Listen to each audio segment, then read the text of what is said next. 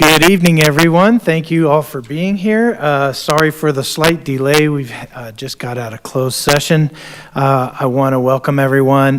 Today is Wednesday, May 3rd, 2023. It is 6:02, and so I'm going to go ahead and call our regular meeting to order. We did have a workshop earlier. It was a special budget workshop meeting at 3:30, and then we had a closed session at 5. So with that, Mr. Attorney, do we have anything to report from our closed session? We do not, Mayor. There's no reportable action today. Thank you. And Madam Clerk, have you received any correspondence regarding tonight's agenda? The council has received correspondence on non-agenda items 11.3, 12.3, and 12.4. And those are in our red folder? And they're in the red folders. Thank you very much. With that, I'm going to ask you if you'd call roll for us. Councilmember Dynas. Here. Councilmember Estrada. Here. Councilmember Sobek. Here. Mayor Pro Tem Carwin. Here. And Mayor Zimmerman. And I'm here. Thank you. I know we have Bishop Bob Powell from the Sun City Ward of Menifee Church of Jesus Christ of Latter-day Saints with us. Robert, thank you. If you'd come to the podium, and we appreciate you taking some time tonight to help set the tone with some words of inspiration. Thank you, Mr. Mayor. I worked for a company for 35 years before I retired 5 years ago. And I've always worked down south. I worked from Temecula to Sun City. So I've been in this area for about 40 years. I was going by a city limits sign here the other day, and I saw on the sign that says population of Menifee almost 100,000, I believe, 99,000 residents here in Menifee. And those of you who've been here for a long time remember it was just not very many. I remember making deliveries to just 2 supermarkets, Stater Brothers and Vaughn's. That was it. And I think that was Safeway at the time, years ago. I'm not sure on that. But we've seen the city grow, and we've seen it prosper. And as it prospers and as it grows, our roots are sinking deeper. When our roots sink deeper, may we continue to branch out and welcome those in our surrounding areas. And obey God's second commandment, love thy neighbor as thyself. As we love each other, this city will be kept safe. I think Menifee is a drawing city in the area. I'm not familiar with any of that stuff there, but it seems like it's a growing area, and it's got a lot to provide, and we're blessed for that. So I'd like to offer a prayer right now. Thank you. Our Father in heaven, we're grateful for thee, and we're grateful for thy Son. We're grateful for the city of Menifee, and ask a blessing upon the city that it may be watched over and protected. Bless the first responders of the city, the police department, the fire department, the medical staffs in the city, the teachers, the schools, that they may be blessed and watched over and protected, that they may be kept a safe haven for those families that are moving in, that they may feel safe. We're grateful for the city council and the city leaders as they counsel with each other, they may counsel in unity, that they may reach out to thee for direction and for inspiration. They may be led by thy Spirit. And we're grateful for thee, and we're grateful for the city of Menifee and all the residents that are in the Menifee. Keep them safe, watch over them, and bless each and every one of them. And we pray for these things in the name of Jesus Christ. Amen. Amen. Thank you, Bishop Powell. We appreciate you. All right, we are on item 4. This is Pledge of Allegiance. I see we have Don Smith here from the community cover. Don, do you mind leading us in our flag salute? Thank you. Please place your hand over your heart and begin. I pledge allegiance to the flag of the United States of America and to the republic for which it stands, one nation under God, indivisible, with liberty and justice for all. All right, thank you, Don. We are on item 5, presentations. I'm going to ask the council members to come up to the front. Our first 2 presentation items are up front, and then we'll be seated for the third one. So if we could have our partners from Riverside University Health System that are here with us tonight to help us proclaim Mental Health Awareness Month. So council members, let's come up to the front and join them.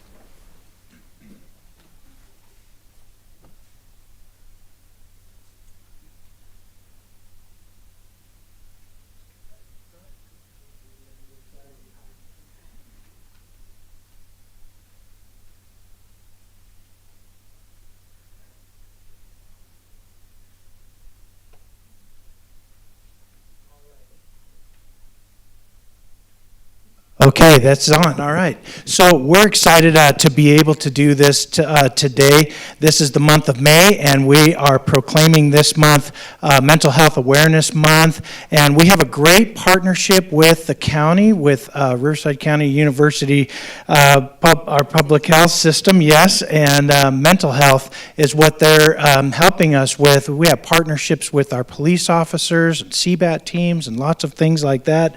Many programs that they can speak much more knowledgeably than I can, so I'm going to pass the mic and let you guys share a little bit if you can, and let us know why we need to be reminding everybody about mental health awareness and its importance. Thank you. Absolutely. Thank you so much. Hi, everybody. I'm Diana Gutierrez, the Prevention and Early Intervention Manager with Riverside University Health System's Behavioral Health Department. With me today is Mindy McFarland, who's a Staff Development Officer on my team and has also been lead in coordinating many mental health activities throughout the month of May, and also April Jones, who's a Behavioral Health Commissioner for our department.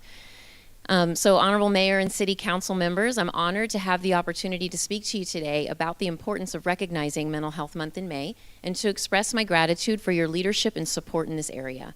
As we all know, mental health is a critical aspect of our overall well-being, and it's essential that we continue to raise awareness and promote prevention and early intervention. I want to commend you for your efforts to support mental health awareness in Menifee. Your partnership and support of mental health initiatives has been instrumental in our community's progress towards improving access to mental health resources. This year, Riverside University Health System Behavioral Health has partnered with the City of Menifee to bring a free, family-friendly event filled with local mental health and wellness organizations and advocates. The Mental Health Month Fair is an opportunity for our community to learn more about local resources and services for mental and behavioral health, substance use, and overall wellness. I would like to invite you all to the Mental Health Month Fair at Central Park on Thursday, May 11th from 11 a.m. to 4 p.m. The event is free, family-friendly, and will offer food, music, entertainment, and most importantly, mental health resources. This event is a testament to your commitment to promoting mental health awareness and support in Menifee, and we're grateful for your partnership in making this fair possible. Once again, thank you for your leadership and support in promoting mental health awareness and prevention in our community, and we look forward to seeing you at the Mental Health Month Fair. And thank you so much. I know we have a committee that is our You Matter committee, and Councilmember Sobek knows a lot about that, so I'm going to have her just give you an update about our participation in that event that's coming up. Yes, thank you. So we do have a You Matter collaboration, and Riverside University Health has been a big part of it. What we found out as we started working together with our hospitals, medical, educational leaders, we found out about Riverside University Health that we did not have to reinvent the wheel for our residents, that they had everything in place. We know that COVID really just increased the mental disabilities, I guess you could say, with our youth and with especially our seniors, depression, anxiety, suicide, and we have resources available. And it was through this partnership, and just share this because there's just anybody that you work with, anyone in your family, a neighbor, let them know about this because the resources are there, the help is there, and we have worked hard as a You Matter collaboration because you all matter. Okay, and I just want to thank you for your partnership, and I'm so glad that we could do this proclamation for you this month. So the proclamation says, on behalf of the City Council, I hereby proclaim the month of May 2023 as Mental Health Matters Month in the City of Menifee, and so this is for you. And again, thank you for the great partnership. Thank you for helping all of our residents from young to seniors and everyone in between. We all struggle, and you are the professionals that are there for them to help them through those things. So thank you so much for doing that. All right, so we'll tighten up and we'll do a photo.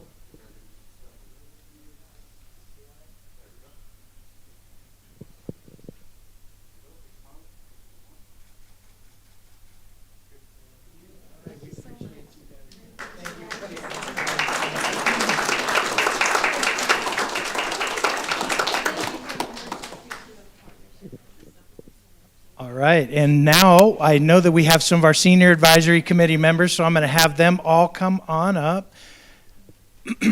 Gloria and Bruce, Debbie, got Linda, Chuck's not one of the members, but you know what, Chuck, come on up anyway. Okay.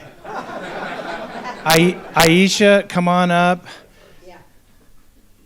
Aisha is kind of the city staff member who's been assigned to helping our senior advisory committee with all of their efforts and the things that they do.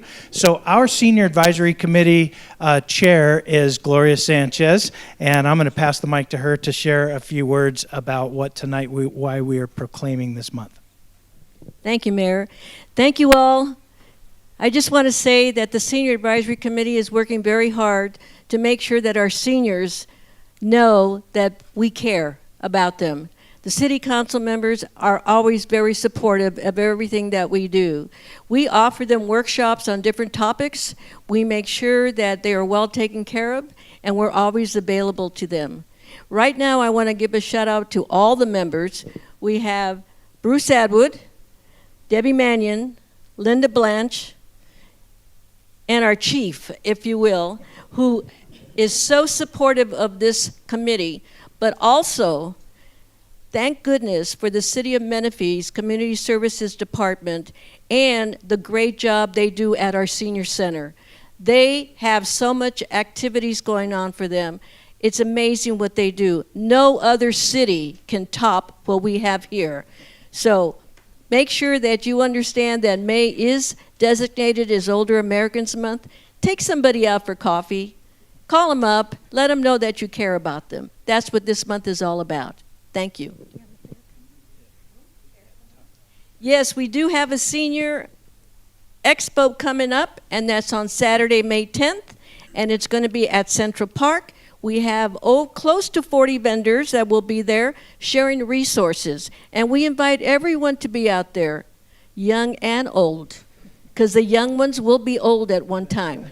So we are paving the way so that you can have all these resources there. And our friends from mental health as well, they always are supportive. They know that the seniors do have a hard time. Thank you. All right, so Gloria, this is a proclamation on behalf of the City of Menifee. We are proclaiming May 2023 to be Older Americans Month, and we urge every resident to celebrate our older citizens, help to create an inclusive society, and accept the challenge of flexible thinking around aging. So with that, I'm going to present this to you, and we can take a photo together.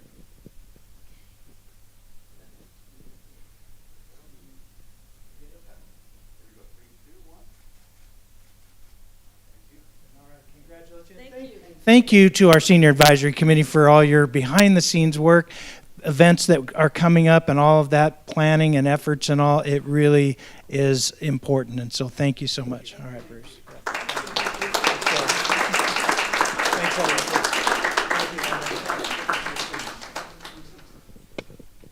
All right, council members, we can return to our seats.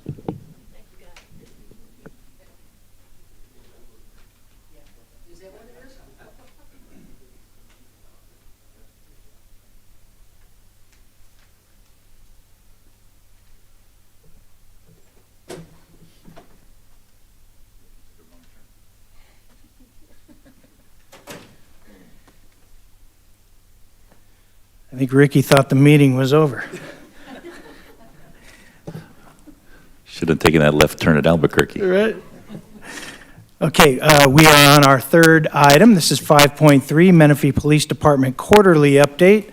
4 times a year, we have our police team come and share some updates with us, and I see we have Captain Gutierrez, so welcome, sir. Good evening, Mayor, City Council members. I'm Captain Dave Gutierrez with the Police Department. I'm honored to present our quarterly update here this evening to the public and to City Council. It represents the time period of January 1st of this year through March 31st of this year, the first quarter. We responded to 12,587 calls for service. We kind of broke those down into percentages, and I'll give a little more detail to that. But as you can see, of those 12,587 calls for service, 8% resulted in some sort of criminal case filing with the district attorney's office.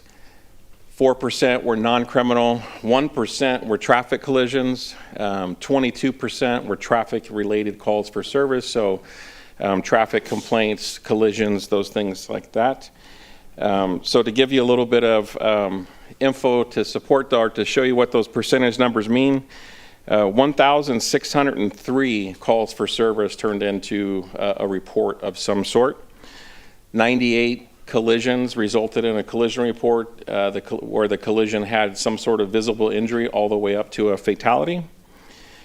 And in addition to those numbers, the officers out on the street conducted a little over 4,000 proactive events, which are vehicle stops, pedestrian stops, business checks, and things like that. So they're out there working hard. Also, 6% of our total calls for service were alarms, which is 743 alarms, of which 340 were business alarms, 403 were residential, and out of those 743, a total of 6 of those alarm responses were actual crimes that occurred, burglaries.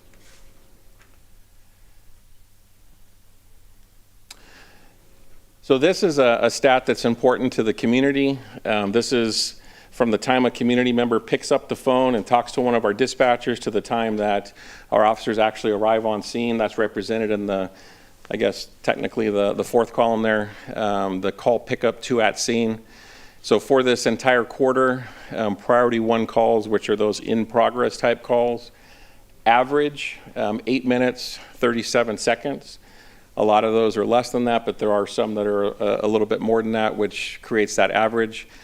We are happy to say that compared to last quarter, October, November, December of last year, we were able to reduce that priority 1 response time by 1 minute and 6 seconds, largely attributed to some creative thinking by our command staff, and we relayed out our beat maps. We started the police department with 4 beats in the city. Now we have 6, so we're able to put cops in each of those 6 beats instead of 4 beats, and then we changed our patrol deployment. So we have 4 teams, and each of those teams there's a minimum of 8 officers working each one of those patrol teams at any given time, and that's in addition to motors, and we also have during the day like detectives on staff and things like that. Priority 2 calls, those are calls that typically we refer to as just occurred, so about 15 minutes old or so. And our goal there is 20 minutes. You can see there 18 minutes and 25 seconds for our priority 2s. And again, we were able to reduce that response time over last quarter by 2 minutes and 29 seconds. We're reporting our arrests a little different this time, just to show you. These are our top 6 arrest offenses. So in that first quarter, we had 243 arrests, broken down there in percentages. Warrants, 27%, DUIs at 13%, domestic violence, 19%. And so just as a few more numbers to show what's within those percentages, 22 people were arrested for felony warrants. We arrested 8 people for possession of a stolen vehicle, and we have some really good luck with our license plate reader cameras, the technology we utilize in the city, so those numbers are starting to come down. 25 people were arrested for driving under the influence, and 32 people were arrested for possession of illegal narcotics. Traffic citations for this quarter, the first quarter of 2023, 2,064 citations were written for traffic violations throughout the city, which is about 800 more than last quarter. But I won't stand here and tell you that we're satisfied with that. We definitely want to write more tickets, and it's all hands on deck, our traffic team and patrol division, and we're doing just that. We're happy to report that we recently selected 2 additional motor officers, and they're getting ready to go to motor school within the next month or so. And so our team is going to go from 4 traffic officers and a supervisor to 6, which is going to be extremely helpful. And the goal there is to reduce collisions throughout the city. Here's some numbers for code enforcement. Our code enforcement team is extremely busy. 211 cases were opened in the quarter. They closed 309 cases. We had 9 cases attributed to graffiti, 285 illegal signs removed, 34 illegal vendors, and then 92 proactive enforcement cases. So they are, in addition to the reactive type stuff, we'll get the phone calls, the emails of people calling about different things that go throughout the city. Our officers are out driving the community and looking for that stuff as well. Our HOPE team, which is part of the Riverside University Health System, we just talked about them a moment ago. Homeless Housing Opportunities Partnership and Education Program. They are housed in our police department, and their behavioral health specialists that work right alongside our police officers. They had 45 new contacts in the quarter throughout the city, 447 repeat contacts, and so it seems like a high number, but to get these folks into services, they have to be voluntary, and so oftentimes it takes multiple times to reach out to these people to build that trust and then get them to the services that they need. 2 people were housed during the first quarter, and one thing that I wanted to highlight, which Rachel Ryan, one of our specialists, is doing a tremendous job. She was able to get 8 people into drug diversion programs, which is amazing. If we can get them off the drugs, we can get them off the streets. So our community behavior health specialist assessment team, also part of the Riverside University Health System. Just wanted to highlight a few of things that they're doing here. So they respond to most calls that we get involving mental health issues. And so that was 111 calls. Average time they spend on each call is about 39 minutes, and 58% of those have some sort of mental health history. 27% are homeless, and you can see 58% have a mental health history there, like I just mentioned. 9% repeat contacts. So their work is helping. This also helps when we're dealing with critical incidents and trying to get people to de-escalate their behavior and things like that. So we believe in this program wholeheartedly, and it's working. So we wanted to highlight a couple of things, community engagement related. You know, from the beginning of our agency, this has been a top priority for us to be out in the community, and it's going to continue to be. So this first one is the Wall That Heals. And you can see here the wall that has over 58,000 names from the Vietnam Memorial that's in Washington, D.C. This is a 3/4 scale replica that came to Menifee, which was an amazing thing for the city and for our veterans, specifically those that came home from Vietnam and were in the Vietnam War. This was a partnership with Miller Jones Memorial Park and VFW Post 1956.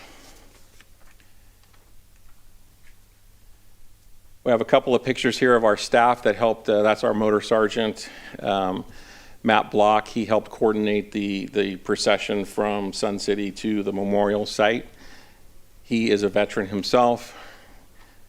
We're proud to say that we have many veterans in the police department, both amongst the sworn ranks and our professional staff. This is Code Supervisor Terrence Wiggins. He's a Navy veteran, very proud of it, and you'll be seeing him in a little bit tonight with another presentation. This is just a really cool picture at the Sun City site of all the volunteers and people that were there to help support this amazing event. We also took place in All-Star Field Day. This was Menifee Union School District's second annual All-Star Field Day. It's students from their special education program. There you see Officer Jason Cobb and then our executive assistant, Sheila Lawton. She was asked to serve as a guest speaker at the event, so she was very proud to do that. And it was just a day filled with sports, games, and different activities to celebrate all abilities. There's another picture of some of the folks there. Health and Safety Resource Fair, that was in March. We attended along with Mayor Zimmerman and Supervisor Washington, talked about many different things, including emergency preparedness, our CERT program, and then there were presentations by the DA and the county's Office of Aging.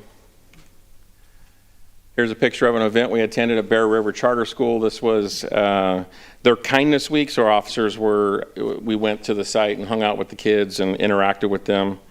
That was in February. And also in February, our canine teams, that is Officer Brooks and his partner Dino.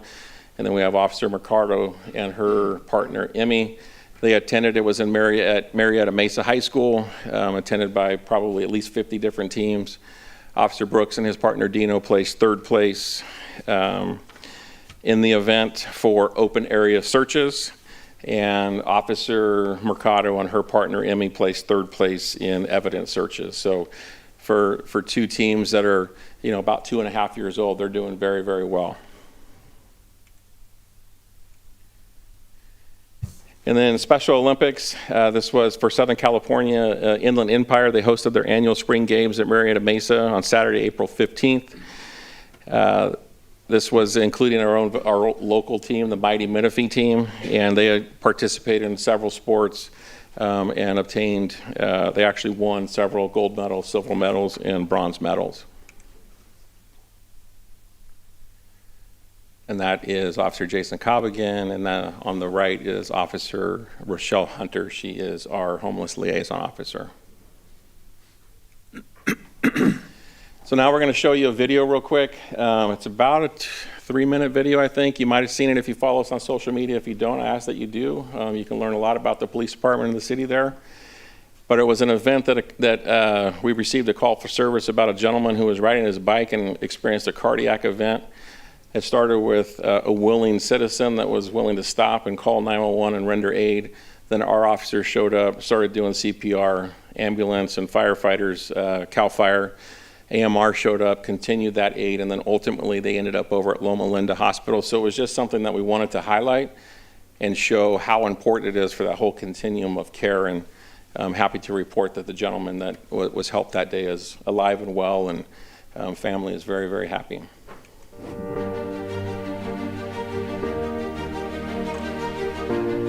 Hello, I am Chris Carr, Chief of Police with the Menifee Police Department. We would like to share the following video with our community. On September 24th, 2022, at approximately 10:45 a.m., our officers responded to the report of an adult male who had fallen off of his bicycle and was not breathing. The male was identified as Craig Villainous. Two of our officers, Damon Bowen and Thomas Horner, arrived on scene within 2 minutes of being dispatched and witnessed citizens trying to help Craig. Officers discovered Craig did not have a pulse and immediately began CPR. CAL FIRE and AMR arrived shortly after and took over life-saving efforts. In addition to CPR, paramedics utilized an automated external defibrillator, commonly referred to as an AED. After several minutes of CPR and a shock from the AED, Craig's heart began to beat. Craig was transported to a local hospital for advanced medical care, where he spent a total of 25 days, including 10 in the ICU, eventually making a complete recovery. On December 10th, 2022, Craig and his family came to the police department to meet Officers Bowen and Horner. Craig's family said if it had not been for the officers performing CPR on him, they would have been spending Christmas without him. This story is a true testament to the entire chain of care. In this case, it started with concerned citizens willing to help someone in need by calling 911. Police, fire, and AMR used their training to administer CPR and an AED. After being stabilized, Craig was transported to Loma Linda Hospital, where he received top-notch care from amazing doctors and nurses. Without the entire chain of care, Craig may not have survived. We appreciate citizens who are willing to stop and get involved. It can sometimes be scary, but it matters. In this case, it saved a life. We take great pride in serving Menifee and strive to give our officers the best available training and equipment. This includes deploying AEDs in the field. If you are interested in learning how to do CPR, please contact CAL FIRE. Thank you for watching this video.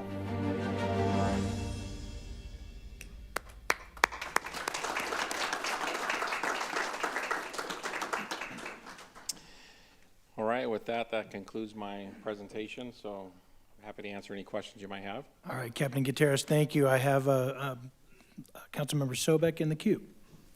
Thank you, and thank you for showing that video. The citizens should be commended who stopped, and what a great reminder to all of us that to look out for our neighbors, but more importantly, our fire and police. Thank you. In your report, I just want to ask, we had conversations a year ago or so about the calls for false alarms. Yes. And I saw here that you had 6 true alarms compared to the over 2,000 false alarms, was it? We had a total of 743 alarm calls. 6 were true. 6 were true out of 700 plus. So is this these false alarms, do they hindrance our response time? They can and do have an impact on that. Every alarm call requires a 2-officer response, and then just depending upon the location and where they're at the time they receive the call, it could take several minutes all the way up to a half hour. We have implemented a no response list with locations that have multiple false alarm responses, and that program is having some success. It's causing communication between some commercial locations and residential locations and requiring them to get their alarms fixed, because a lot of times it's faulty motion sensors. It's, I forgot my alarm code, and the alarm company calls the police department directly. They also are changing their response protocols. So instead of going straight to the police, they're requiring them to call them 2 numbers at least before they call the police, just to make sure that it's not a false. So that has had some positive impact, but there's still room for improvement there. So are we doing any PSAs in regards to education on that? We have in the past. We haven't done it in some time, but we can certainly look at putting some more of those out. Yeah, because those false alarms could be saving lives on a true call, or where officers could be going somewhere else. So I just hope we do. I would like to see if we could do some education, but I'd like you to say a couple words, because I found out about this help support our Special Olympics that the police department is doing tomorrow in partnerships with the ARCO Center, or the ARCO gas station on Bradley and Newport. Maybe you can just share a little bit about this? Yeah, so it's to support the Special Olympics torch run. People will have the ability to come out and give a donation, which helps support all programs throughout Southern California. We'll have several staff members there. Sheila Lawton will be there, our executive assistant, along with some of our code enforcement officers and other officers at the ARCO gas station, Newport and Bradley. And we'd love to see you there, and it's just a really great cause. Okay, thank you for sharing a little bit about that, and thank you for your report, Captain. All right, thank you, Captain. We appreciate the good updates and glad to see your response times coming down. Lots of good positive news, so thank you so much. Thank you.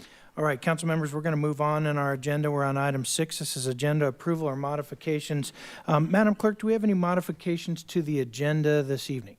No modifications, but staff is requesting for item 11.3 that we will continue it to the June 7th City Council meeting.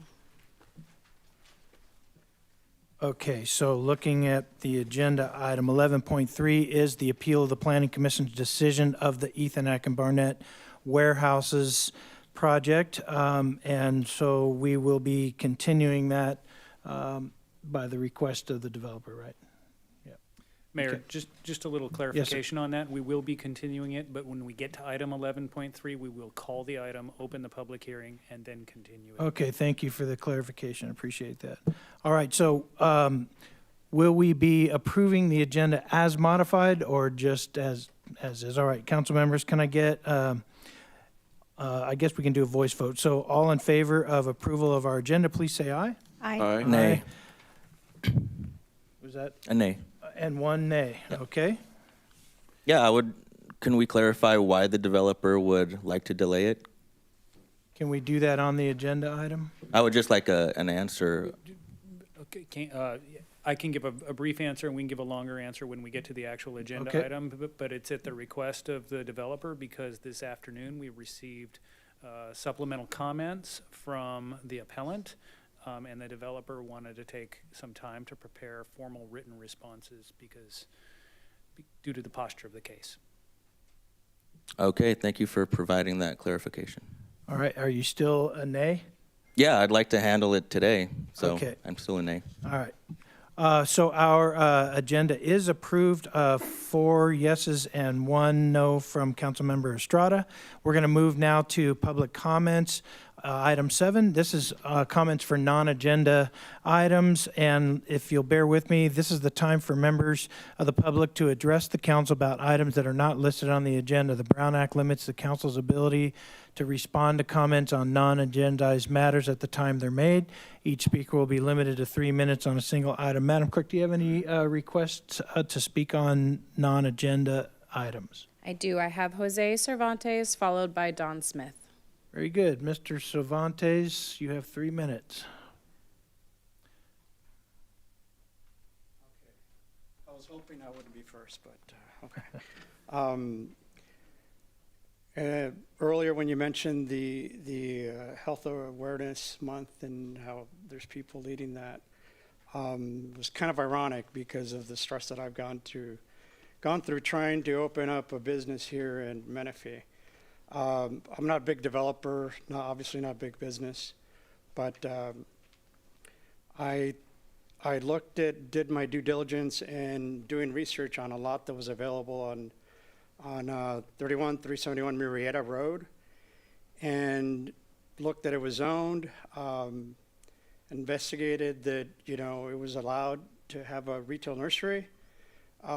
With that in mind, and there are several calls to the city or planning department, we were never told that we needed a new plot plan because it had been vacant for so long. Actually, it's nowhere to be found on the site in relation to when you apply for a license. It's nowhere to be found in the zoning area. And so what I'm frustrated with is that it's not evident that you need to do this, so that we as someone who's a small business person can make an informed decision and say, you know what, the costs are going to be prohibitive, I'm going to move on. Nowhere was that present for us to verify.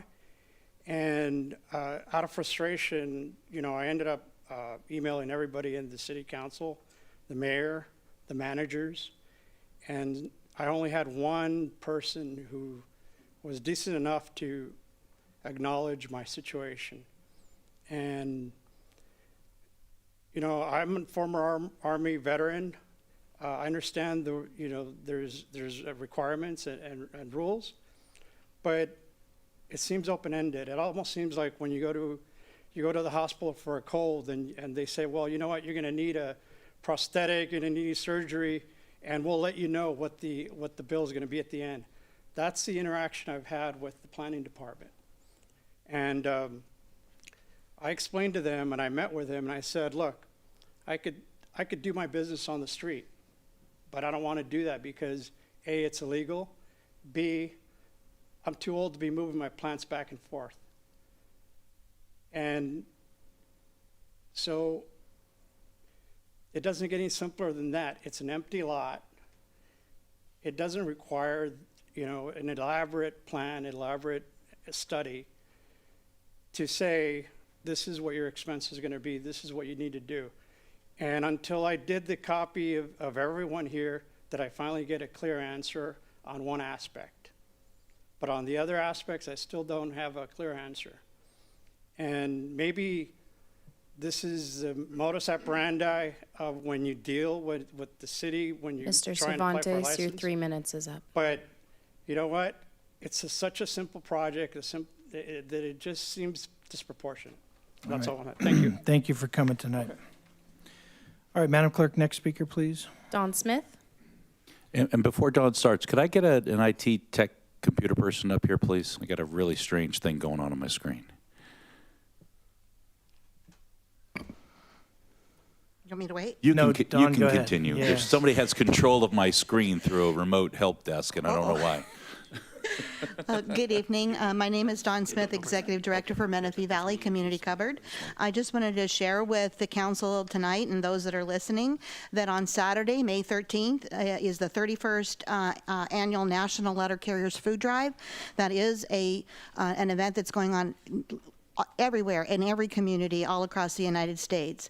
And residents have already started receiving postcards this year to let them know how to donate food for that event, which is pretty much if you put it out by your mailbox, even if it's a nest box, your letter carrier will pick it up. And the Menifee Valley Community Cupboard has been working with the post office for many years and will continue as the local beneficiary of the food drive in order to help our program and our community.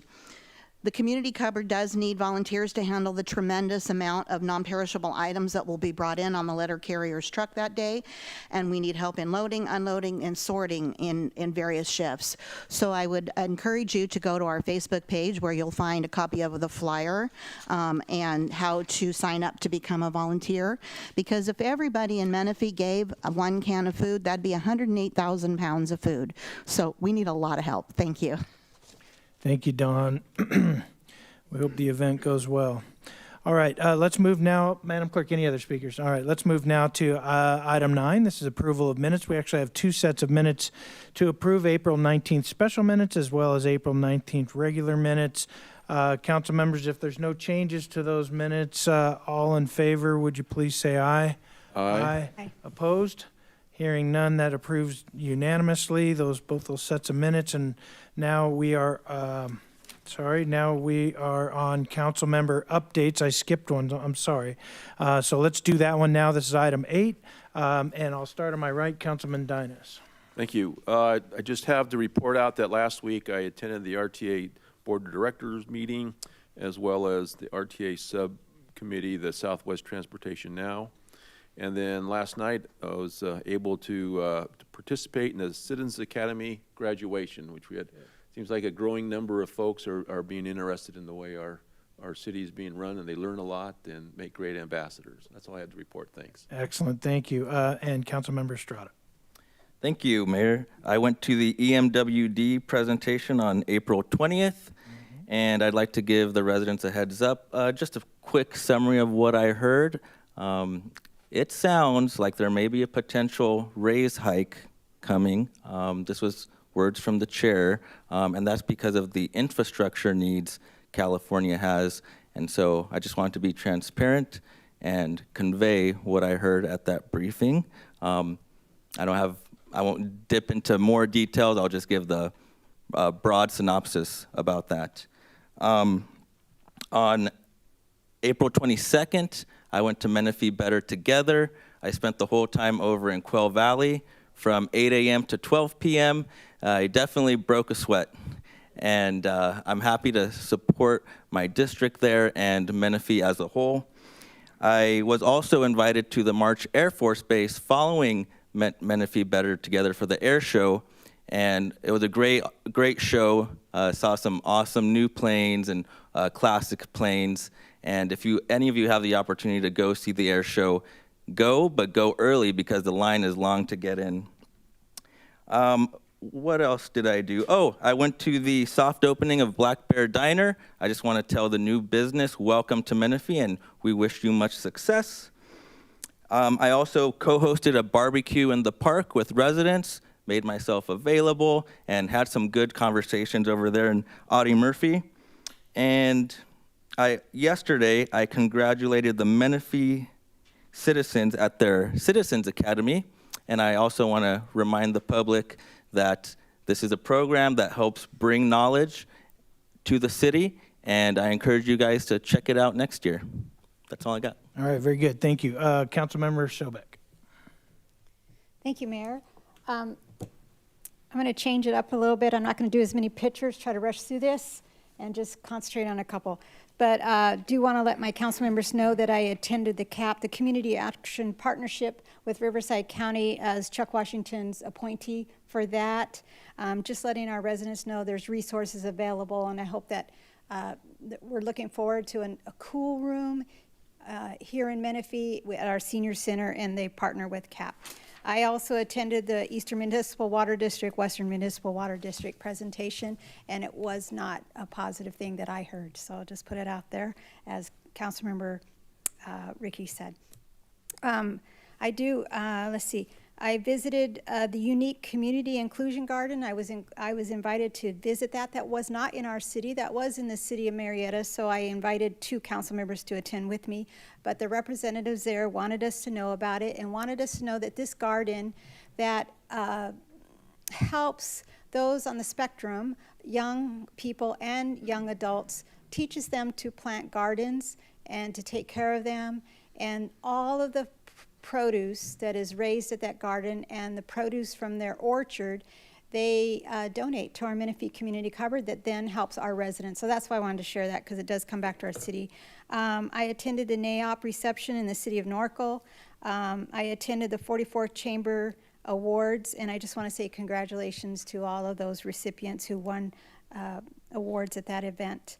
I attended the Western Riverside Regional Conservation Authority, RCA, and just to let you know, we've gone through our council members, they're looking at the plan and seeing where they can adjust things. After 20 years, they're finding that there's some unintended consequences that they're starting to experience. Citizens Academy, I didn't get the text or message in time. It was scheduled for 6:30. I walked in at 6:25 and everybody was walking out of the room for a picture. So I got a picture, but I didn't get to congratulate the 24 Academy graduates. And I just wanted to say thank you to them if any of them are listening. I attended the Supervisor Washington's District 3 Homeless Summit this morning with the mayor. And in my presentations, I do want to highlight a couple of things here that were just really great this last couple of weeks. And that was one of them was the Paloma Valley High School, NJROTC. What a wonderful event. It was their awards. It lasted for about 2 hours. And I will tell you, it just gave me hope in our young people and what we have for our future. This is an exceptional program in our city, and I just encourage anyone that wants to support it to support it. They are just excellent and super, super citizens. Menifee Better Together 2023. I have a few slides. I have to share this because this was a great day in the city of Menifee. Our biggest partner, Habitat for Humanity, we could not do this without them. And then all the volunteers received t-shirts. We had 700 t-shirts and we ran out. There were over 700 volunteers who came out on a Saturday morning, residents around the city who gave of their time when they could have been doing anything else to beautify our city, to help senior citizens with their yard work, who refurbish gardens. But I want to give a shout out on this page. You'll see a CAL FIRE firefighter.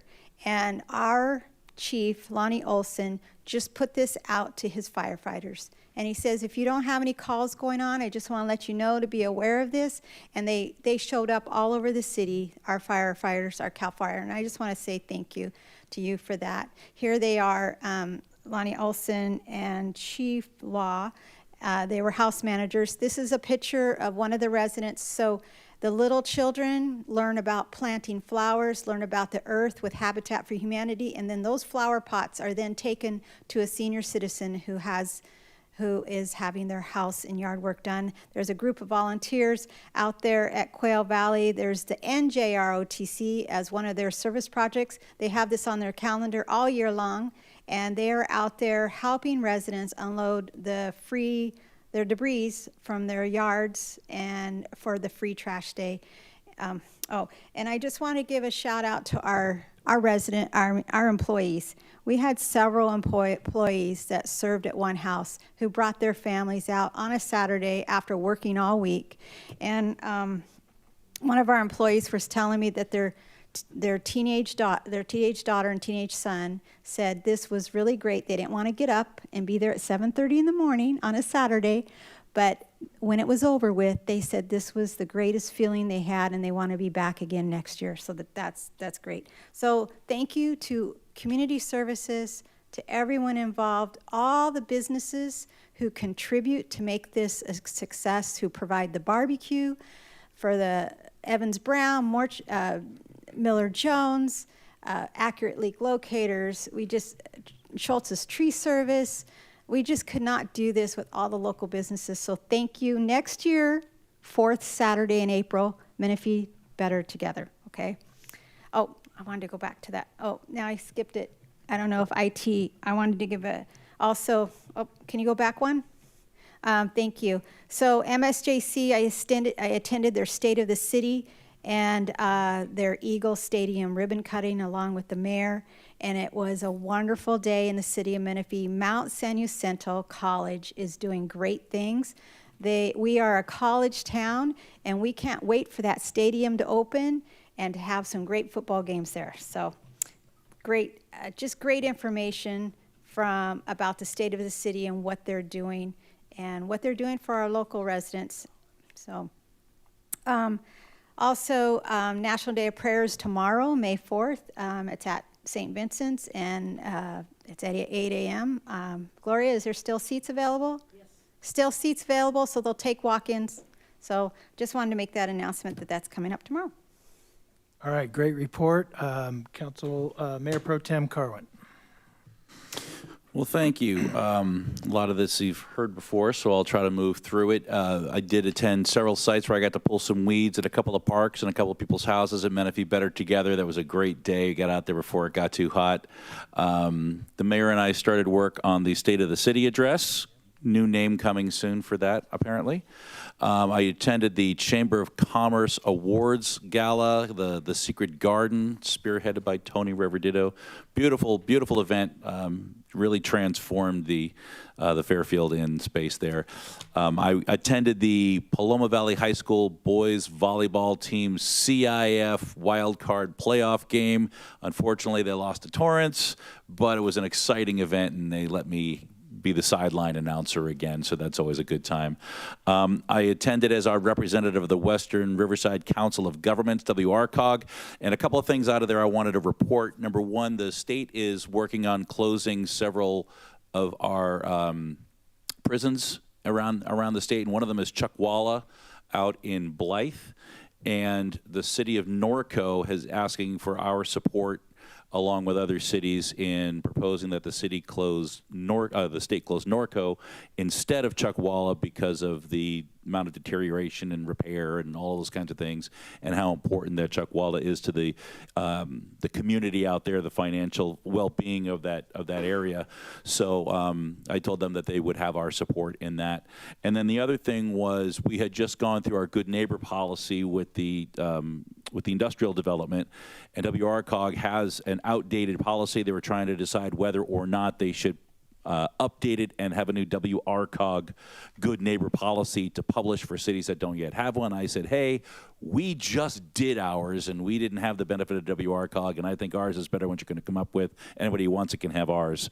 And they voted to withdraw the WRCOG good neighbor policy so cities could do their own, which I thought was a nice bit of independence for everyone. There it is.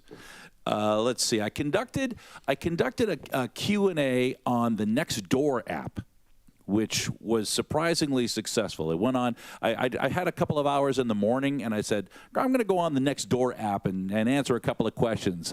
4 days later, I was still answering questions on the thread.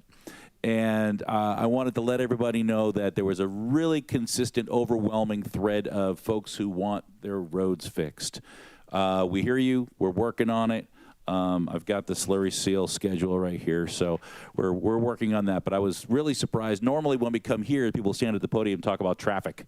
But on the Nextdoor, everybody was talking about road conditions and the pavement and things like that. So that's going on around the city. But that was a really great opportunity. We always talk about Facebook and Instagram and those kinds of things, but apparently Nextdoor is where everybody is. So I also attended, I got to have breakfast at Black Bear Diner, which is now open to the public officially. It opened on Tuesday.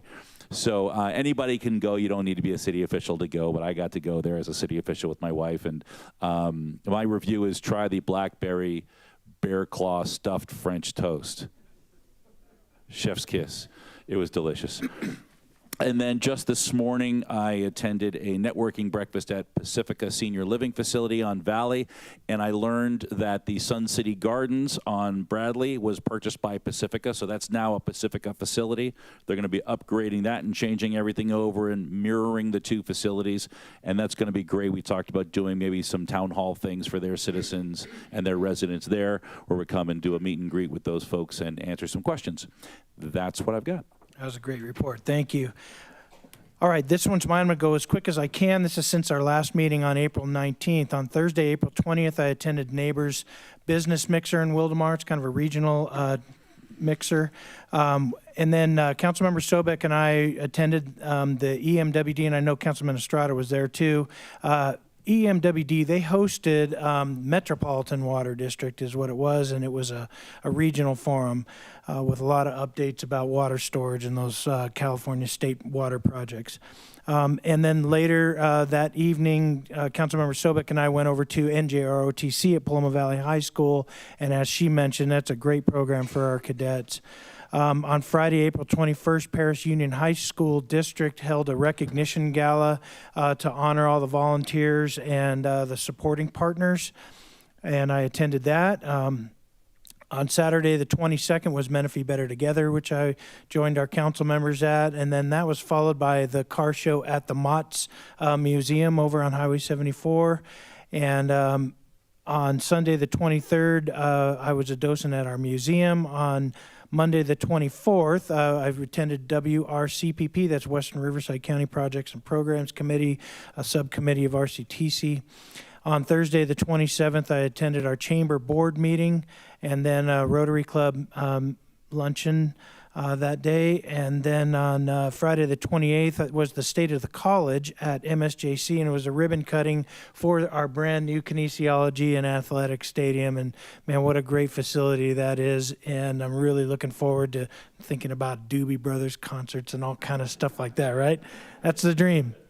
Hopefully we can accomplish that. All right. And then on Saturday, the 29th, I attended the youth fair over at Lazy Creek Park. And there was a lot of folks that were there, a lot of families, a lot of kids. Great job to our community services staff. Marilyn was there from the Emergency Management Department of the county, had a booth, and also our school district, Dr. Root, was there manning one of the booths and contacting and conversing with a lot of the moms and dads. Then I went over to Arts Council Menifee's Arts Showcase, which was over at the Countryside Marketplace, followed by another event that I attended that Saturday, the GFWC NAFI book signing event over at Cherry Hills, and went there to give some support to all those fine ladies in our senior community. And then later was the Chamber Awards Gala, and as was mentioned, they went over the top. It was an absolutely beautiful event. Tuesday, May 2nd, was our Interfaith Council meeting. Councilmember Sobek was there.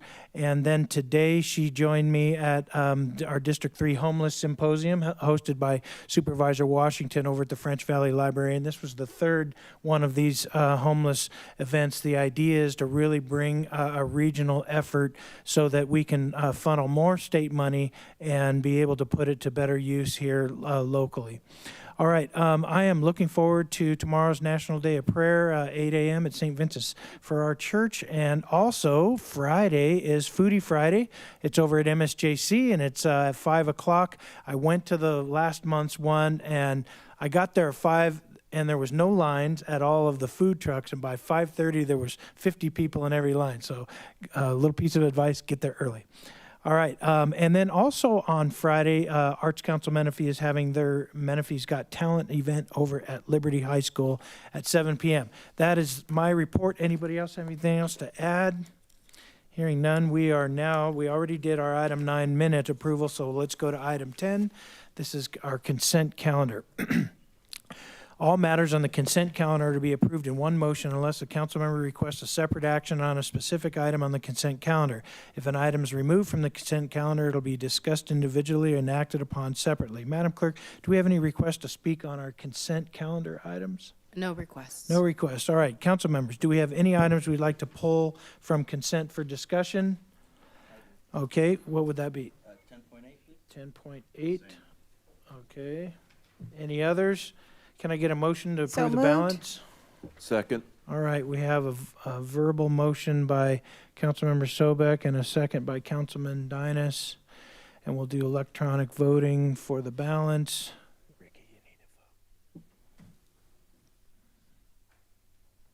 Thank you. And I see that that passes unanimously, so we'll take our first pulled consent item, which is 10.8, Public Works Vehicle Purchase for a Refrigerated Box Truck. And I see Mr. Fiddler coming to the podium. Thank you, sir. All right, Councilman Estrada, you pulled the item, and I think Mayor Pro Tem Carwin also wanted to discuss this. Do you guys want a presentation, or do you just have questions? I just have a couple questions. Okay, and just some questions, all right. Yeah. So Mr. Fiddler's here to answer. Okay, hey, Director Fiddler. So I noticed originally we allocated about $140,000 to purchase the truck.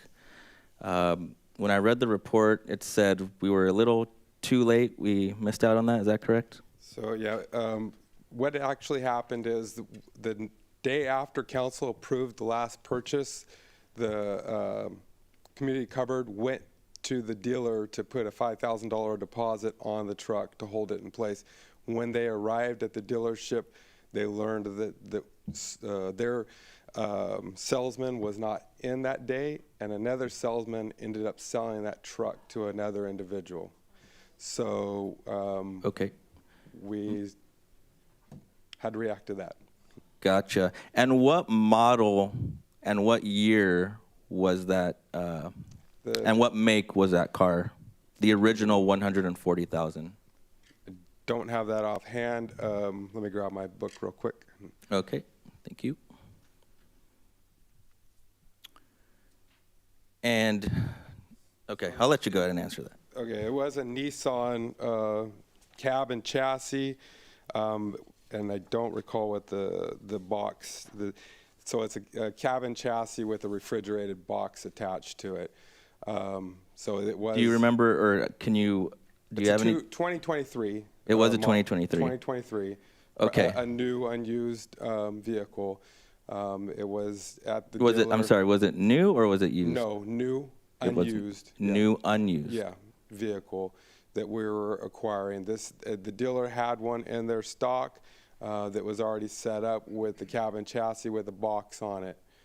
So that's what the original one is. The staff was able to find a comparable truck, cabin chassis, Nissan, that didn't have the truck, but the dealer was able to find a vendor that could install the box, the refrigerated box with the truck. Okay, and when I read the report, the new request was for around 120,000, and it was also for a brand new 2023. So I would read it and I thought, man, brand new truck, both 2023, and one was $20,000 cheaper. The new one is $20,000 cheaper. Is there a reason for that? Other than the fact that it's being assembled in two pieces. The first truck, I'll back up even more. Staff has gone through significant efforts to try and find a vehicle to accommodate the requests that we're fulfilling.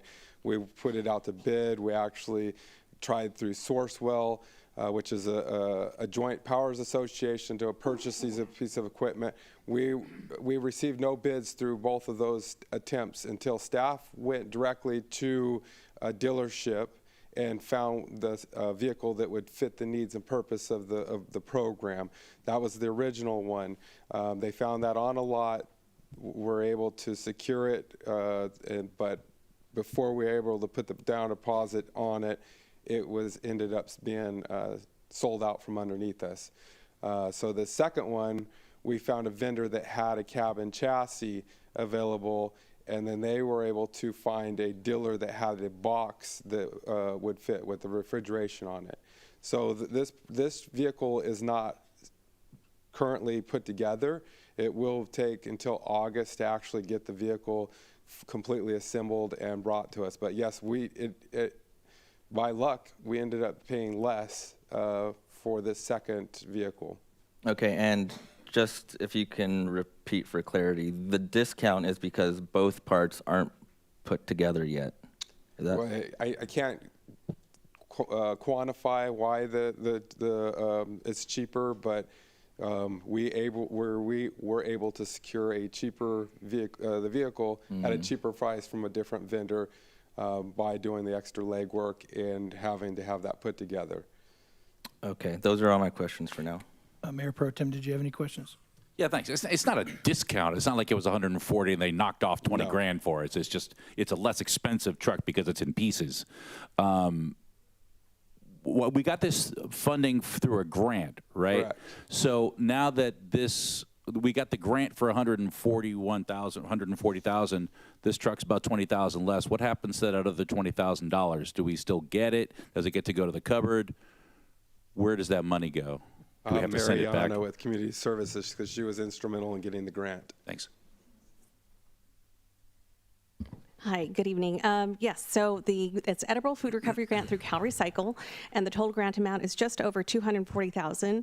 And what the excess amount is intended to go towards the additional items we said we were going to do with the grant, which is also upgrading some of the facilities at the community cupboard to ensure that they're able to repackage food to give out to residents, and then some additional upgrades. So it's all kind of in our budget, and we're still trying to work this out and work directly with CalRecycle, because things are more expensive than we anticipated. So again, it is all intended to go towards edible food recovery, working directly with Menifee Valley Community Cupboard. So even though we were able to save money on the vehicle, the funds will still go to the same project? Yes. All right, thanks. Any other questions, council members? Can I get a motion, please? So moved. Second.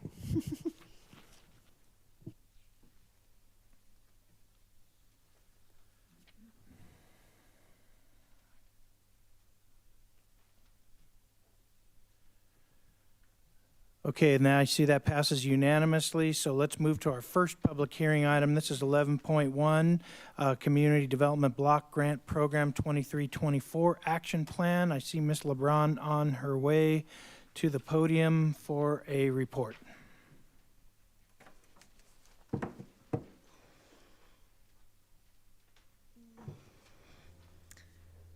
So you can see me There you are. Good evening, Honorable Mayor, Council members. This is for our 23-24 Annual Action Plan, which is kind of crazy to think we're going to 23-24. So the City of Menifee receives an annual allocation from HUD. The annual allocation is determined by HUD's formula, which entails population, people in poverty, and overcrowded units. For 23-24, the city will receive $527,847. Oops. So CDBG funds are intended for the purpose of providing decent housing, creating a suitable living environment, expanding economic opportunities. The national objectives are to benefit persons of 51% are of low income, eliminate blight, and address urgent threat to health and safety. Within our 22-27 consolidated plan, our priority needs are homelessness prevention services, improved neighborhood public facilities and infrastructure improvements, economic development, broadband, services for low and moderate income residents, and affordable housing prevention. The annual action plan will generally include the following main categories of activities or programs: planning administration, fair housing services, housing, public facility infrastructure projects, and public services. The recommended funding for planning and administrative is $105,000. For minor home rehab, $120,000. For public facilities infrastructure projects, $22,000, $23,000. As for the public services, which was recommended by our MCAT committee, the Assistance League of Temecula Valley is $10,000. Boys and Girls Club, $11,000. Habitat for Humanity, $11,000. Hospice of the Valley, $10,000. Menifee Mustang Track and Field Club, $10,000. Menifee Valley Cupboard, $17,000. and Safe Family Justice Centers 10. And I just wanted to make a quick notation that just because the organization does not have their business here in Menifee, all the funds do go to our Menifee residents that are low income. They have to provide me proof of residency and income to make sure that they are low income in our Menifee residents. And so the total amount of that is $527,847. And so staff is recommending to adopt a resolution approving the 23-24 annual action plan and authorize staff to proceed with the submittal of the 23-24 annual action plan. And with that, if there's any questions. All right, council members, do we have any questions for Edna? Mayor. Yeah. I do have one All question. right, I see Ricky is in the queue first, so we'll take yours next. Hey, good evening, Edna. Good evening. I noticed that the percentage mentioned for public services, 15%. Is it mandatory to give 15%? So or that's is that the max. That's the max? That's the max. Okay, that's my only question. Okay. All right, Councilmember Sobek? Yeah, thank you, Edna, for your report. I see, I've seen these lists of the local public benefit before.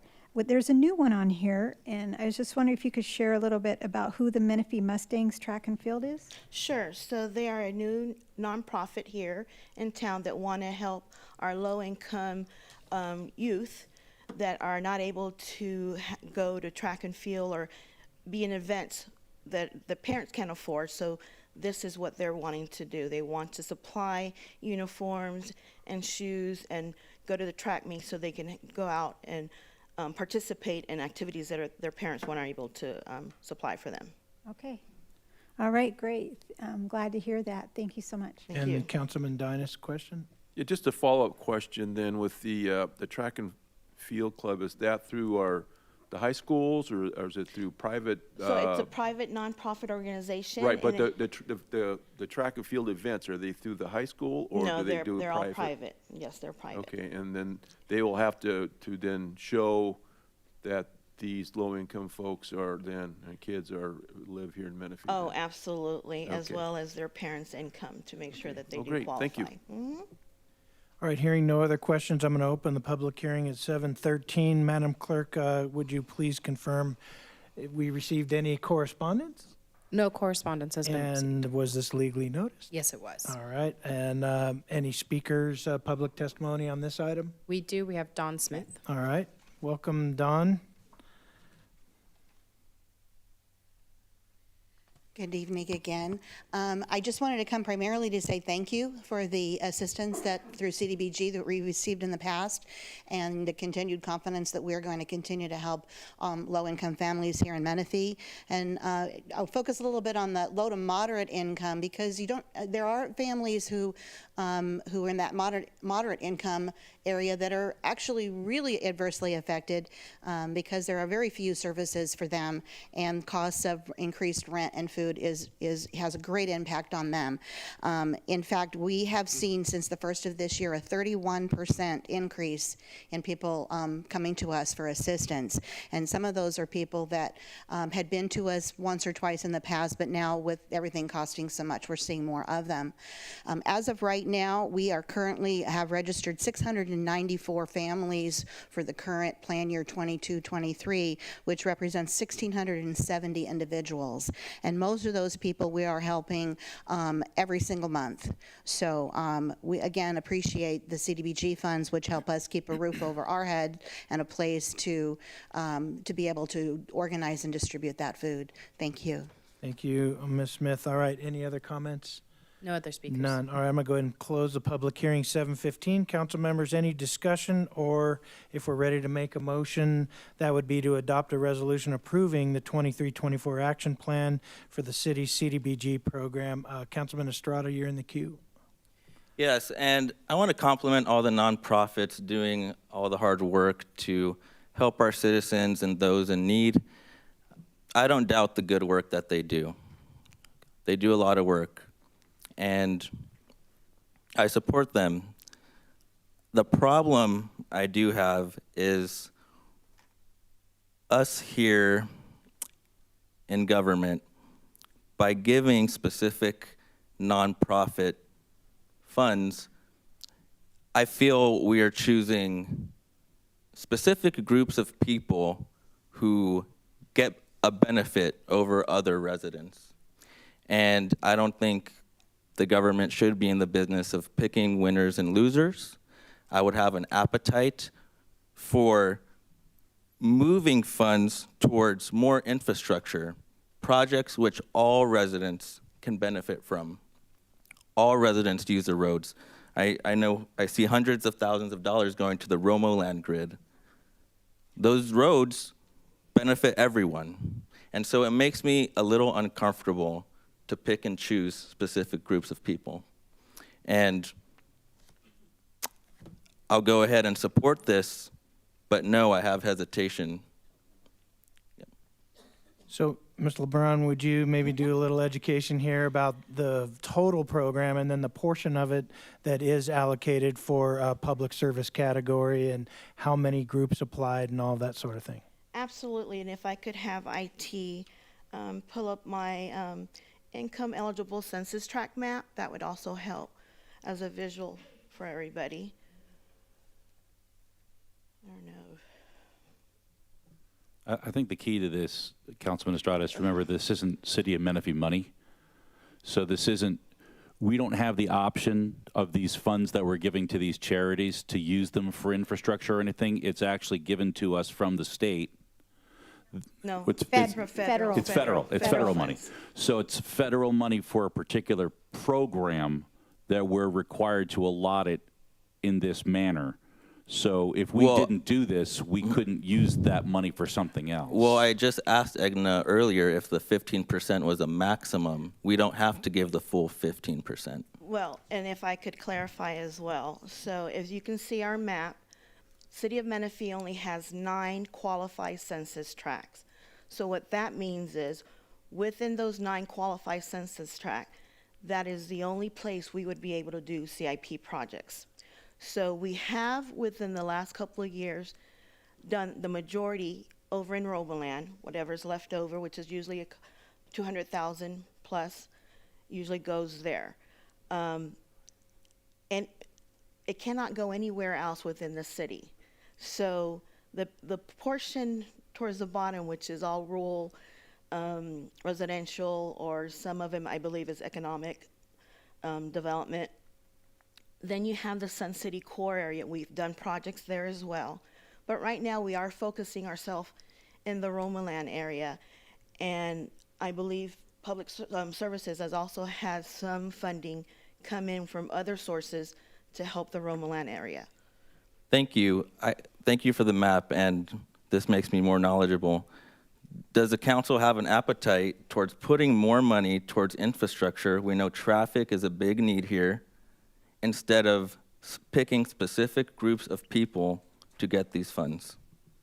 So Edna, can you share, there's a total amount of money for 527,000. So How there's- much of that is going to infrastructure, like the councilman is asking for? Right, so And then you- what percentage is going to the public services category? So, like I mentioned, 15% max for public services, which help out these low-income youth or individuals that are not able to do anything unless we're Oh yeah, able to and do it. they do Okay? great things. So we have Yeah, that. We have the 20% that goes to administration and fair housing.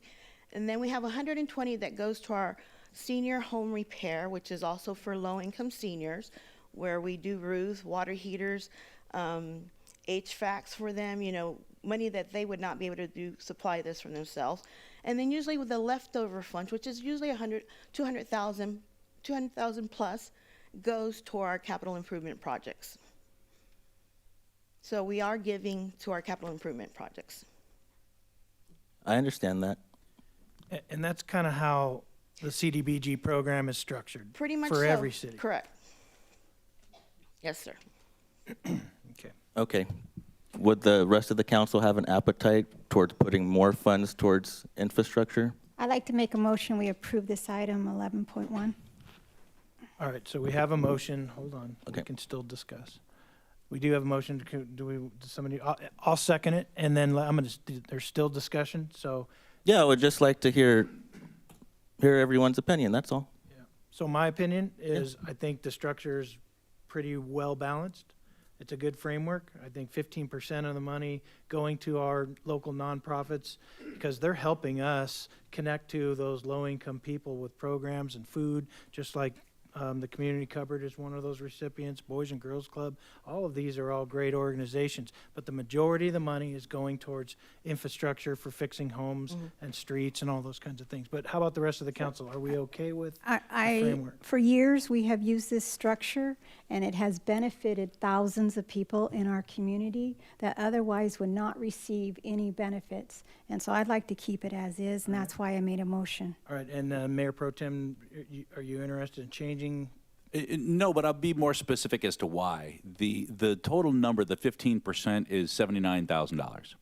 So, we're not going to do a community road resurfacing for that amount of money, but the $10,000 or the $11,000 you give to the Boys and Girls Club of Menifee is going to help people who don't have daycare. Like it's a pretty broad reach, and the future in the community that distributing to these organizations for such, in the grand scheme of things, $10,000 to the Menifee Mustangs is going to help these kids that have no other opportunities to do these types of activities, whereas that $10,000 towards road repair might go to striping one road. So I think the benefit that we get from this in the community, as opposed to saying, well, we're only going to give 10% of the money to the charitable organizations and use the other 5 on road repairs, I don't think we're going to get the community benefit from that as we would from this. All right, so you'd like to leave it the same, Councilman Donis? I'd like to leave it. Yeah, I think, doing road repairs, the way you've presented, that would have to be done in the disadvantaged areas on that map you showed us. So it's not like you can't go to some other neighborhood or some other street and do it. So it's restricted use where you could use it. The CDBG is for low income. And I had the question too, because when I first came on, we kept being the same organizations. Well, it's not like we're turning down a lot of organizations, are we? No, sir. When the application goes out, I actually have a list anywhere from 35 to 40 different organizations. Most of them do not like to do the CDBG because there is a lot of paperwork involved in it. So we get our repeated, organization, which is great because they know how the program runs. They know what I expect of them, and there's long-lasting evidence of the great impact they're doing for the community. Well, and the fact that we have a new participant shows that we are open to others, and we're not picking the winners and losers. Right, no. It's whoever comes and applies for it, we're willing to look at it, and if they're deserving, then we'll give them money. Exactly, and that's why we have our MCAT committee. They receive the applications that I receive.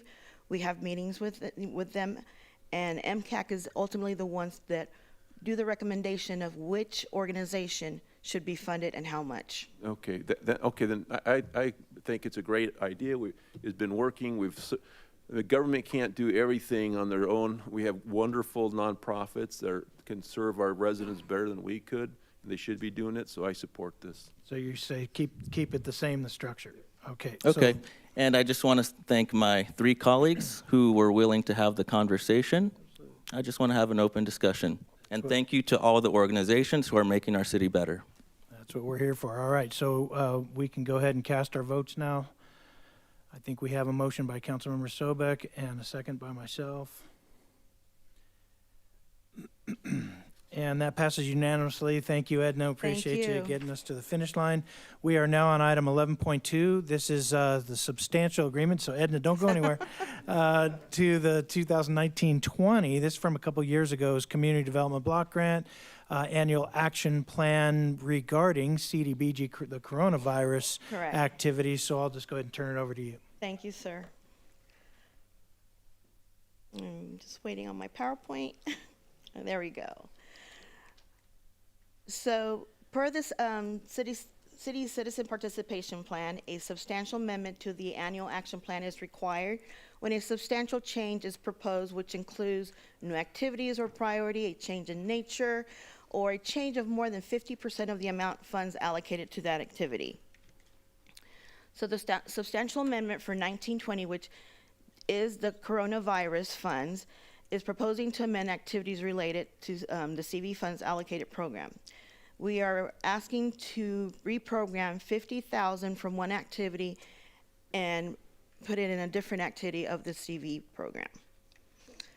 So what we're proposing is to remove 50,000 from our rental mortgage assistance program and deposit that funds into the public service homeless outreach services. And the reason being is, as time has gone by, it's harder to, in order to qualify for the rental mortgage assistance, you have to show proof that you were truly impacted by COVID. And as we're slowly getting away from that, so it's getting a little harder. As of right now, we've awarded 30 households for a total of $237,000. We do have 5 pending applications.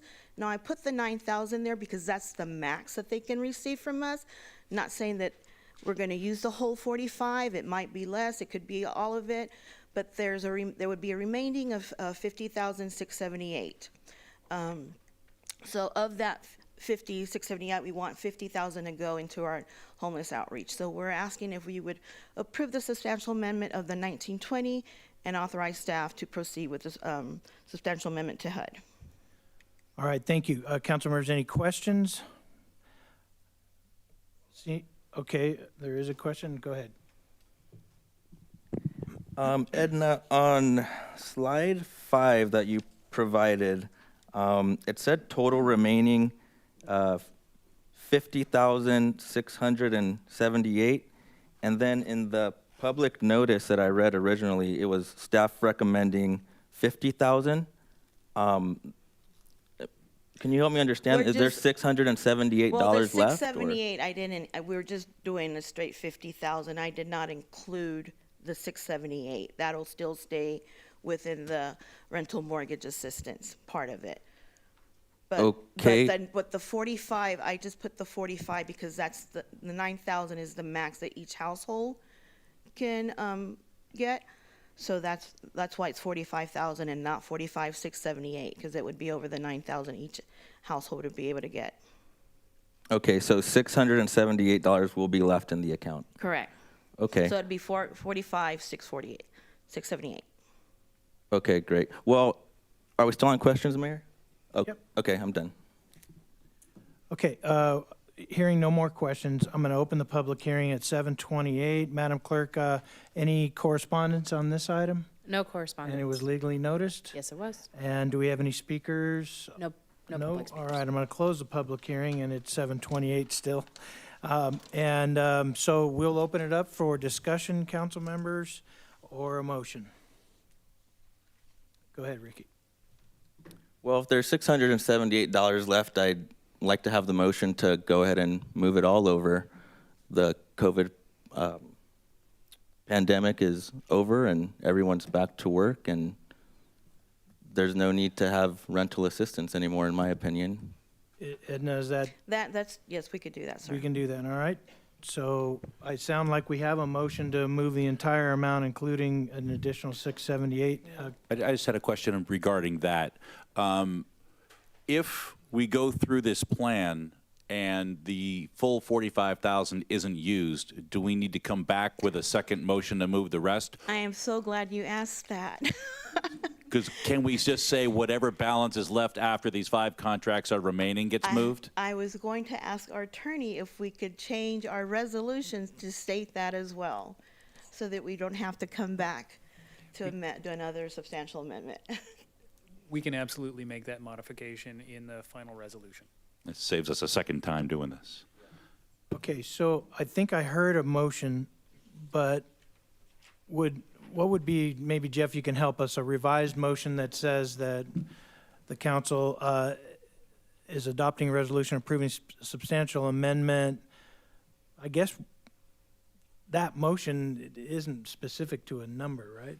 Yeah, so Mayor, what I would suggest is that the motion be to adopt the staff recommended action, except to call for the transfer of the full amount remaining in the account after the 5 pending applications are addressed. All right. Okay, I make a motion for that, Okay. Mr. City Attorney. I'll second that. No, that was well worded. Thank you. That's why he's a millionaire. That's why, right there. All right. Did, Madam Clerk, did you get who motioned and seconded? So I have Councilmember Estrada motioned it and And I'm not sure if we got a second. Second was. Okay, Carwin, got it.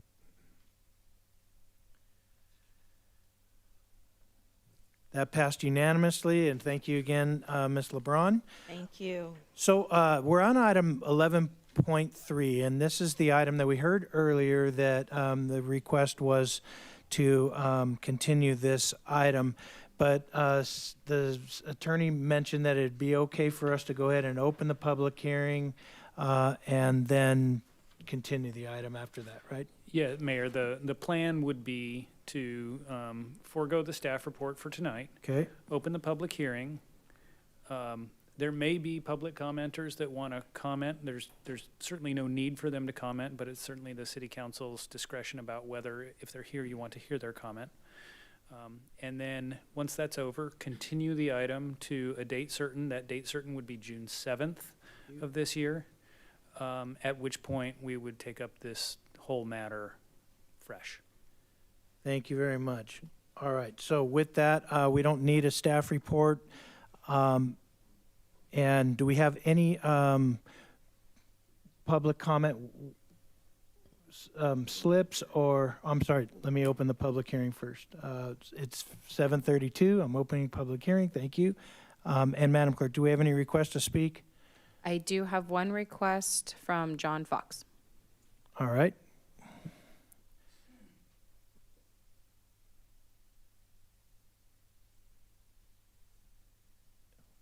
It's Mr. Fox, right? That is correct. Okay, welcome, sir. Thank you very much. Honorable Mayor, council members, my name is John Fox, and I'm an attorney with the law firm of Alshire and Winder. Our firm serves as legal counsel for the city of Paris, the appellant, and I provide these comments on its behalf. Staff from the city of Paris has had an opportunity to review the staff report and attachments to it that were prepared for this hearing on the city of Paris's appeal of this project, including the responses to the city's appeal points. After reviewing the staff report, the City of Paris believes the additional air quality analysis provided and the responses to the city's appeal points, though helpful, did not resolve the City of Paris's objections related to the legal adequacy of the initial study and mitigated negative declaration prepared for this project. As you heard earlier today, the City of Paris delivered to your city clerk 10 copies of a letter that provided further support for the City of Paris's appeal. I want to confirm that you received it and again request that it be placed in the record of proceedings for this appeal, along with the city's letters dated March 6, 2023 and March 20th, 2023. In short, the City of Paris believes that it has established a fair argument that supported with substantial evidence that this project will result in a significant impact to the environment that requires the preparation of an environmental impact report, specifically in the areas of noise, greenhouse gas emissions, and traffic. With regard to traffic, there is evidence that the project will result in a significant safety impact due to the introduction of heavy traffic to the intersection of Barnett Road and Ethanek Road, causing the intersection to not function in a safe manner. The city has also established a clear nexus that justifies requiring that this project to make the necessary improvements to mitigate the safety impact. As such, the City of Paris has presented a fair argument supported with substantial evidence that the project may cause a significant safety impact at the intersection of Ethanek and Barnett. The fact that the city of Menifee has conditioned the project to pay fair share costs for future improvements at the Ethanek Road and Barnett Road intersection does not constitute adequate mitigation for this significant impact pursuant to the holding in the case of Anderson First Coalition versus City of Anderson. As the payment isn't tied to a program that will ensure that the mitigation actually be done prior to operation of the project. In conclusion, the City of Paris again requests that the Menifee City Council grant its appeal. Mr. Fox, your 3 minutes is up. I'll allow you to continue if you're ready to wrap it up. Just a few more statements. Grant its appeal and reverse the decision of the Planning Commission and deny the proposed plot plan in light of the significant deficiencies in the project and the initial study and mitigated neg deck. The City of Paris continues to look forward to working with Menifee to facilitate the preparation and consideration of a project and an environmental analysis that complies with CEQA. Thank you. All right, thank you, Mr. Fox. Madam Clerk, do we have any other requests to speak? No other requests. All right, I'm going to go ahead and close the public hearing at 7:36. Was that a motion to continue? No, Mayor, we'll leave the public hearing open if that's wanna all right with leave it you, open. and then continue it from there. My mistake, thank you. The public hearing remains open. And at this time, council members, we can entertain a motion to continue to date certain, June 7th, right? I move to continue the hearing till the date was specified, June. Okay, date. I second. All right, so we have a motion and a second.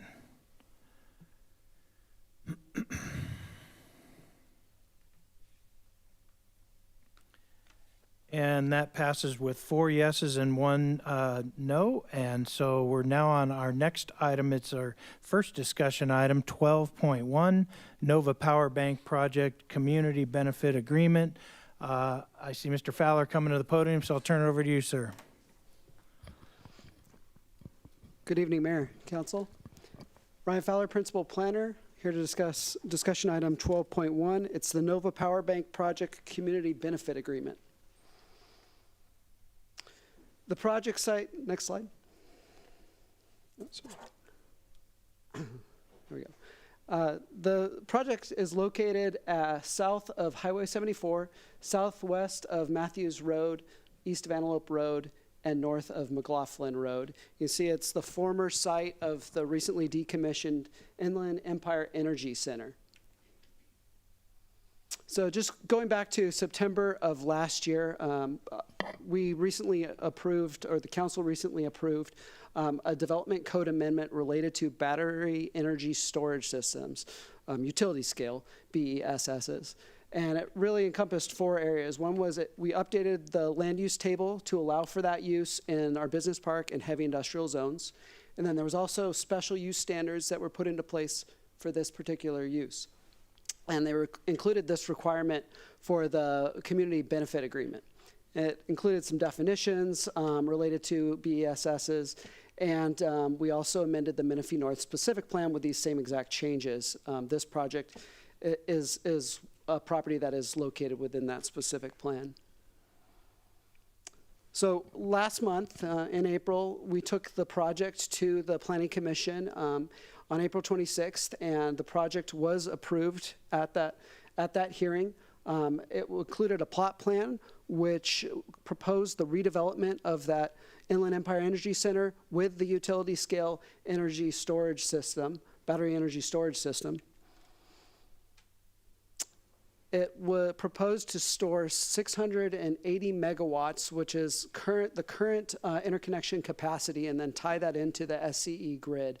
So you can see from the from the exhibit here, this site was selected because of that former power plant that was on the site. So a lot of the infrastructure is already there to tie in. So a lot of the interconnection facilities such as switchyard, control room, there's a warehouse, and there's also a storm drain system already set up. So it already had some of the existing infrastructure there. So that's why the applicant selected this property. And then the Planning Commission also approved the conditional use permit, which is a requirement for the BES uses. So the objectives and goals of that project was to support California's electrical grid operations and to advance our renewable portfolio standards. And the way the project works is essentially they sell the stored energy back to the entities that serve local customer loads, which in this case is SCE. But they store the energy at times when there's surplus generation or production. So if you picture solar during the middle of the day, there's going to be a lot of energy produced, but not necessarily the demand, so there's going to be a surplus. So they would take that in, store it, and then release it back into the grid at times when there's peak demand. So typically, you come home from work in the evenings, people flip on their AC unit, that's when the demand is high, and then that's when it would be released back into the grid. So as I mentioned, community benefit agreement, it's actually part of that requirement, the development code amendment. It's a requirement of our municipal code that we enter into a community benefit agreement between the city and the applicant. And it's also a condition of approval for that BESS project that was recently approved. So in developing this benefit agreement, we asked the applicant to prepare a fiscal impact study. And the way that fiscal impact study worked was we took the fiscal impact of the project, and then we compared it against two likely but alternative scenarios that could occur within the zoning of this property. So it's zoned Menifee North Specific Plan, industrial. So we compared it against a general warehouse and then against a warehouse with fulfillment center. Those are two hypotheticals, but the most kind of realistic of what could possibly occur within that zone. When we compared it against that first scenario, the general warehouse, the BESS project actually had a net positive fiscal impact, mainly because it has significant sales and property tax benefits that go along with it. However, as you start to add in the fulfillment center, when we compared it to that, there was this gap in fiscal benefit to the city of Menifee. So using that fiscal impact analysis, the city began its negotiations with the applicant, and we arrived at a payment of approximately $6.5 million. And so what that would be is a one-time payment due prior to building permit issuance. In addition, there is a condition of approval, and this is just worth mentioning. There's a condition of approval for improvements of frontage roadways. All right, go back. Sorry, there we go. There's a condition of approval that the project annex into a RBBD and pay RBBD fees. That stands for Road and Bridge Benefit District. However, that RBBD is currently in the process of being formed. It's not formed yet. However, our engineering department took a look at it, found that it's was assumed not to exceed the $1 million mark. So that $1 million would come out of that 6.5 benefit fee. We brought this benefit agreement and the FIA and the background and its findings to the Economic Development Subcommittee back in March, presented all that, and the subcommittee recommended approval of the terms of the Community Benefit Agreement. So at this time, staff is recommending approval and authorization of the city manager to execute the Community Benefit Agreement for the Nova Power Bank project. All right, thank you, Mr. Fowler. Council members, do we have any questions for Mr. Fowler? I see a couple. Mayor Pro Tem Carwin's first. Yeah, Mr. Fowler, I was just scanning through the actual agreement. Are the conditions of approval set out in a separate document? So that was what was approved back last month in April with the plot plan and the conditional use permit. But it's not incorporated by reference into this agreement? Well, they are required to fulfill all the conditions of approval as part of the project. So in that sense it is, but it's not attached or anything to the agreement. So that's not anything we need to say subject to the conditions of approval. I mean, I guess I'm concerned that there's two separate agreements where this one says this is the entirety of the agreement, no severability, and then there's another agreement. Maybe the city attorney understands what I'm saying. I do understand what you're saying. I am not, and certainly if it's the council's direction to incorporate the conditions by reference into this agreement, we can certainly do that if that was part of the council's motion tonight. In this instance, I'm not terribly concerned about this specific issue because the agreement is a condition of the approvals already. and not the other way around. And if it were the case that there were major benefits in the agreement favoring the developer, then I would totally agree with you that we would want to be in a position where a breach of the conditions would therefore result in a breach of the agreement. This isn't that kind of an agreement, though. This Okay, agreement. that's fine. I'm not a $6.5 big fan million of adding language to anything, but I just wanted to make sure when you've got two contracts and one of them says this is the entire contract, except for this one, and it's not referenced, it always makes me a little nervous. Understand. Next question is from Councilman Estrada. I was reading the full staff report in the public notice, and if you can please help me and the public understand this. These two sentences read as, there is a significant sales and property tax benefit associated with the BSS that would exceed those of a general warehouse use. However, when compared to a warehouse with fulfillment, there is a large gap in potential annual revenue for the city. So it's saying, do you see what I'm saying? And yeah, so okay. two different scenarios, right? So we looked at the warehouse, which doesn't have all of the sales tax involved. So when we compare the BESS project to that, there's this net benefit to the city. Now, when you start adding in fulfillment center, then all of a sudden you get the sales tax benefit. That's when the changes and kind of flips. And then all of a sudden, when you compare the BESS project to that, it's still a positive for the city for the BESS, but not as much as the fulfillment center. Got it. So it's a warehouse with fulfillment. Right. Got it. And then one more question. Staff negotiated a benefit fee, approximately 55% of the annual revenues of a fulfillment center. This equates to a one-time payment of $6.5 million. How many years would that 6.5 compensate for, the one-time payment? Well, we looked at the net present value of 20 years, and that's what it was compared against. Okay, 20 years. Okay, thank you. All right, next question, Councilmember Sobek. Thank you, Mayor. So thank you. It's good to see you. We haven't seen you do a presentation for a while, Ryan. So, so the public benefit just offsets the sales tax we would have gotten, correct? For 20 years, say, okay. Job creation. What type of job creation will this type of facility provide in our city? So maybe a question for the applicant, but we do have a substantial amount of construction jobs. When the project is in operation, there is this was discussed kind of at the Planning Commission, but there is a shift of about 2 to 3 12-hour shifts, 2 shifts, so approximately 2 to 3 on site, because these can actually be operated remotely, but in this case they will have staff permanently on site in shifts of 2 to 3. Okay, and I did see that they're doing a nice buffer, providing trees, and in the picture it showed pine trees.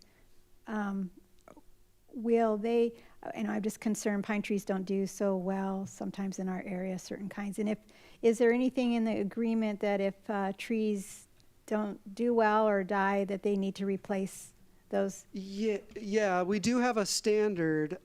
We take in a bond for 1-year maintenance of that landscaping. So if they don't do well within that first year and they die or they need to be replaced at that point, we would go out, send out our inspector.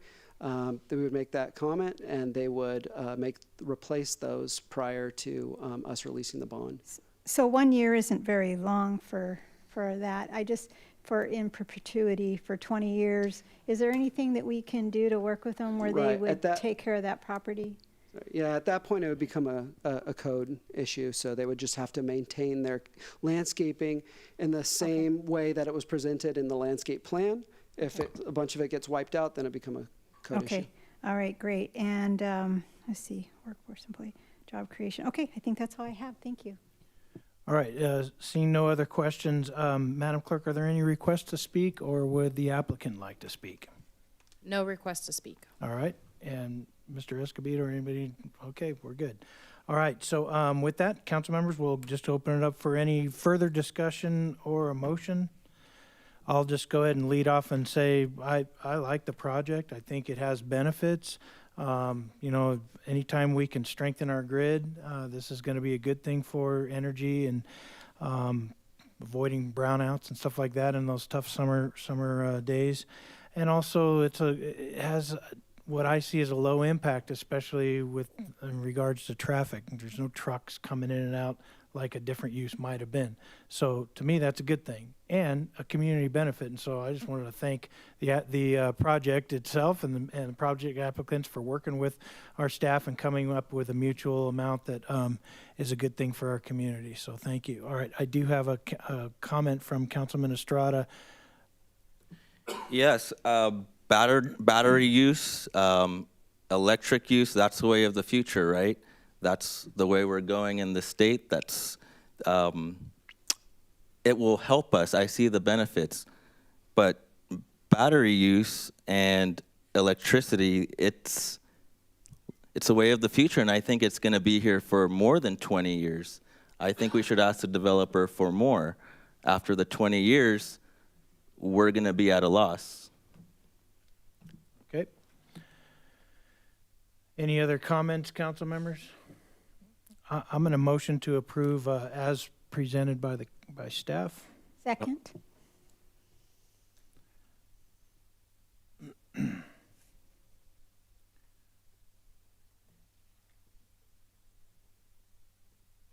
And that passed unanimously. Okay, so congratulations. Now let's move to our next item. This is item 12.2. It's also a discussion item for abatement of graffiti ordinance. And Mr. Wiggins is here, so I'll turn it over to you, sir. Thank you, sir. Thank you, Mayor. Thank you, council members. And I get right into graffiti. Okay, the background for this discussion is back in April of 2022, it was requested for a future agenda item to review the city graffiti's ordinance.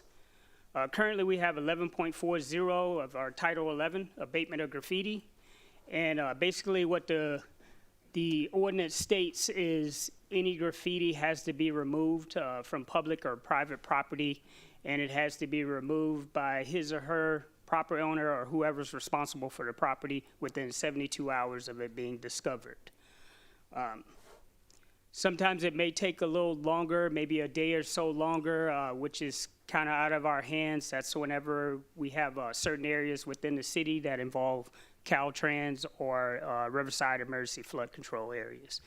We have a good working relationship with them, so we promptly reach out to them, and it's usually taken care of pretty quickly. It depends on their work schedule, but we've never had an issue with them taking care of the graffiti in those areas right away. Okay, if this is not done, then the city also we have a procedure, 11.20.140, the emergency action to abate imminent hazard, which allows the city to go in and abate the graffiti from that area, and then we'll recover the abatement costs from the summary abatement. I wanted to add to that, upon researching our records management system, so far we have not had to implement the 11.020.140. There hasn't been any need for that. When it comes to private property, we're generally, once we reach out to the owners, the graffiti is removed in a timely manner. With the graffiti, we attack this using a joint collaboration between Public Works, our POP officers, code enforcement, as well as the set detectives at the police department. And the way we attack this, we all have a graffiti tracker that we use that is located on our phones. What it allows us to do, it's a web-based system that's designed to identify, track, and prosecute and seek restitution from graffiti vandals. So what this app allows us to do is to take a photo. We can track this because it may be gang related, maybe a tagger. So in the future, if we do come across this person, we're able to capture this person. We can also go back through the system and tie other tagging and graffiti that's been done by the same person. and we can be able to recoup that as part of the restitution. Currently, from my understanding, Community Services is also looking into the graffiti tracker so that we can identify graffiti that's at the parks also. Okay, penalties. Right now, 11.40.050 is our enforcement, which basically says that we can use administrative citations to go after them for this. Currently, our fines are $100 for the first offense, $200 the second, and $500 thereafter. Okay, I wanted to bring this to council. This is not currently in our ordinance, but this is just a suggestion that maybe we can bring back for a staff report later. But this is just another way that we can deal with graffiti. It's a illegal possession of graffiti implements, paraphernalia, or spray actuators. And this is for the intent. If we can show the intent of the person, the intent to commit a crime by performing graffiti on the area, then this would be something that we can utilize. And we've broken it down into 2 sections.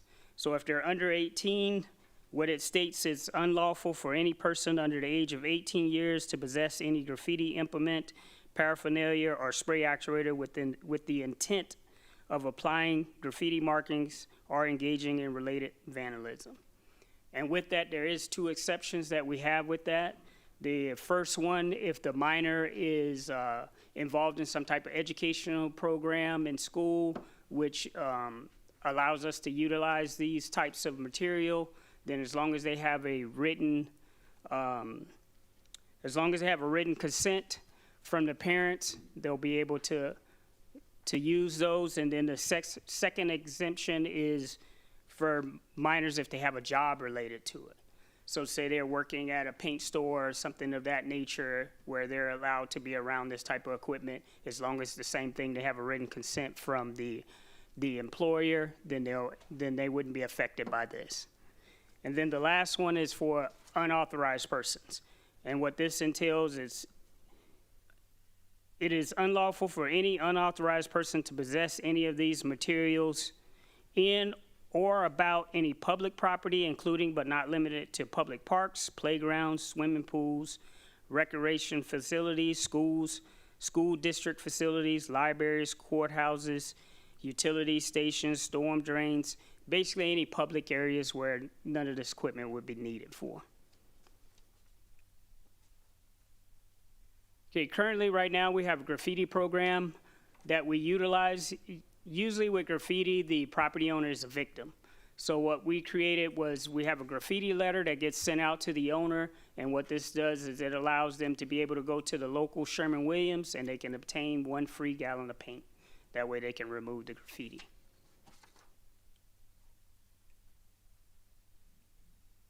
Okay, there's several ways to report graffiti. The first way that you see on the screen is our non-emergency dispatch number. The residents can actually call into that number and report the graffiti. The second way is to come directly to code enforcement. You can call that number and that'll come to our office and we can go out and take care of the graffiti. The third way is this is our email address where you can email the information in to us. And then last, we have the City of Menifee app. That app is available on your iPhone or it can be on your Android phone, and what it does is allow the reporting parties to actually take a photo and send that information in of the graffiti. That way we can go ahead and enforce that quickly. Okay, the last thing I have to add is a future modification. This is something that we're looking at bringing back to council. While I was reviewing the ordinance, 11.40.020, Section B states when such graffiti is visible from a public right-of-way or from publicly owned property, such graffiti also is determined to be a public nuisance, which requires immediate abatement to protect public health pursuant to 11.20.040, Section Charlie. There is no Section Charlie in that one. What it should reference is 11.20.140, Section 8, which is our emergency action to abate imminent hazard. So I'm going to be bringing that back later so that we can make the correction on there. And if there's anything else that we need to add to the ordinance after this discussion, then that also will be brought forth at that time. Thank you. All right, Mr. Wiggins, thank you. Appreciate the good report and the update. What we'll do is, I know this is kind of a receive and file item, but I think we should have some discussion on a couple of the suggestions that you had. So first of all, we'll take questions. Councilman Dinas, do you have a question for Officer Wiggins? Yes. Could you educate me on what graffiti implements are and paraphernalia? Is it other than a spray can of paint? I mean, Yeah, spray can, you're talking anything that they could use to do graffiti. So you have spray cans. Sometimes they'll actually have the equipment like sprayers, anything that they can use to distribute paint onto an area. Okay. The other question I had is the 72 hours on a private property. Yes. So I understand that you'll send them a letter. Yes. Is that 72 hours from the day that you send the letter out? Yes. And And sometimes it may take a few days more because a lot of times what we find is these properties are vacant and the owner may not live in the city or in the state. So it takes time to get to them. But what we do in the meanwhile is we do our due diligence and make sure we go through and try to find a phone number and actually reach out to them by phone. That way we can get a jump on it before the letter gets there. So previously, what type of private properties are you seeing most that are being tagged with graffiti? Well, recently we just had off of the 215, off the exit for Ethernet, the wall, the block wall that is generally the places that they like. Any blank canvas where, you know, they can put up the graffiti, those are generally the areas that get tagged. Yeah. Mostly The movie businesses. theater is another one, Kokorian.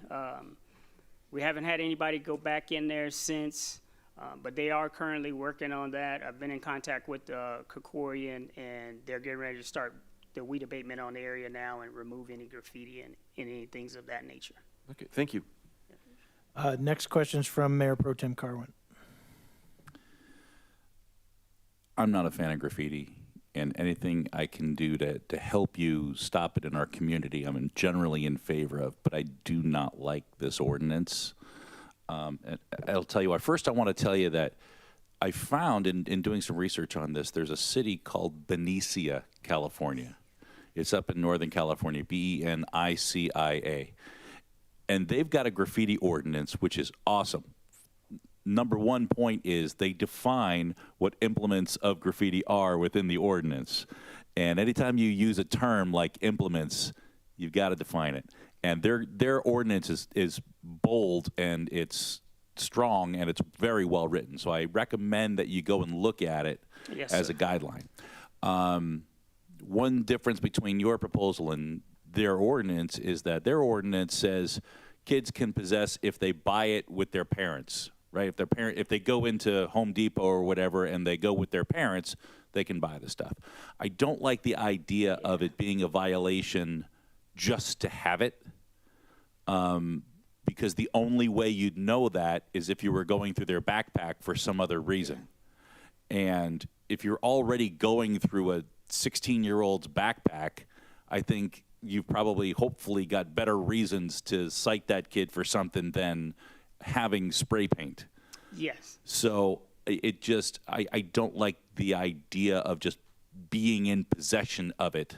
Yes. It's not the same. And I also don't think that from a legal standpoint, if from a district attorney standpoint, is possession evidence of intent? I don't know. If you have a gun in your possession, is it intent to shoot it? It seems like, I understand you're trying to create a pattern, but just the idea of that kid's got a spray can, so he's going to go tag a bridge, as opposed to an empty warehouse that his parents own, or a canvas at home, or maybe you've accidentally arrested Banksy. Who knows? Yes. Nobody knows what Banksy looks like. Yeah. So that's the problem I've got with this, with the proposal that just anybody under 18 in possession should be cited. I don't like that concept. Yes, I understand, sir. That's why in there it says intent. You have to prove the intent. So say, for example, if they're caught leaving the area, they have the cans in their possession, they're spray paint on their hands, the same color as that's on the wall, so it has to be intent. Because you're right, we can't just go through and assume that they're doing the graffiti. Well, if a kid's running out from under a bridge and he's holding a can of spray paint and he's covered in spray paint, I don't think you need an ordinance saying that his possession of the can is a citationable offense. We're getting into the weeds, and I think what he's saying is, shall I bring back Yes. something with all of this stuff spelled out for a future conversation or Correct. not? He hasn't given us anything to Right. discuss, but you're discussing a future thing we haven't seen yet. I'm just saying there's a key point to this that's got me fired up. All right, so the question is should we have him bring us something in the future or not to discuss? I do like the Benicia ordinance. If you bring us something like that, I'd be open to discuss it because I would love to give our team teeth. Got it. Yes, sir. Next question is from Councilmember Sobek. Yes, thank you, Terrence. This can be a problem. I actually reported that graffiti when I was driving on the 215 southbound, and it was about 25 yards long, big. It was huge. But the problem I had is when I went home and I wasn't in my car, I went to go on the city app to report it. But because I didn't have a picture of it, it wouldn't let me report it. So I don't know if we can fix that. Yes, Like it if- has been fixed. That's been changed now. It's been changed. Yes, Great. ma'am. Okay, so that's huge. On the penalties, I'm looking at these penalties, 100, 200, 500. When was the last time these were updated? I would have to find that out. I know this has been the standard since I've been here. Most cities is pretty standard. When I worked for the city of Hemet and for Riverside County, these penalties were the same, 100, 200, 500. But it is something that we can look into if we want to see about changing that. So have you had to use that? No. Okay, you haven't had to use it. Okay, then forget that. On the future ordinance that Councilman Mayor Pro Tem was talking about, do you have an example of where something like this would have benefited code or the police? Do you have an example where you could have used it to help you? Currently, we haven't because most of the time we don't actually catch the person that's doing it. Normally we're finding out afterwards, after the fact, based on someone reporting it, or if we're driving around, such as the example of the one off of Ethernet. We actually had an officer working that Sunday, so we had already jumped on it. So by the time we found out that it was being reported, we had already contacted the developer to get started on that. So most of the time we're finding it afterwards. Okay, so that's, maybe that is something to look at if, is it a need? On the letter, I really think it's great that we have a partnership with Sherman Williams and that a property owner can go get a gallon of paint. Now, you mentioned that you send a letter and sometimes the property owner doesn't live there, it's empty lot, they're out of state possibly. Is there any way, because sometimes I see repeat graffiti in certain areas, on Yes. certain walls. Is there any way that you can keep a letter on file with permission to notify them, but for the city to act immediately? Yeah, we keep all of those in our system. So if we put in that address and that property comes back up, all that information is retained. So we could be able to reach back out to that property owner. So what I'm saying is, instead of having to wait to reach back out to them, send an extra letter with them Yes. that if this was a repeat issue, do you give us Understand. permission to take care of this immediately? If it's a, appropriate property, Yeah, we could do that. is that something we can think about to move that process along a little further? I'm gonna write that down. Okay, all right. And then color match. I didn't see anything in here about a color match. Is that something that we can look at maybe adding? Yeah, to add the verbiage to it, yes. And when I went over the ordinance, I just went over the general of what it calls for, but I'd have to go through and verify, but I think it does Require that, yes. a color match? Okay, thank you. That's all my questions. All right, and Mr. Villa, did you have a comment or, no, you were in the queue? All right. No more questions then. Madam Clerk, are there any requests to speak on this item from the public? No requests. All right, any other discussion, council members? Mayor Pro Tem Carwin kind of started to have concerns about a potential future ordinance revision regarding minors with actuators and that sort of thing. Yeah.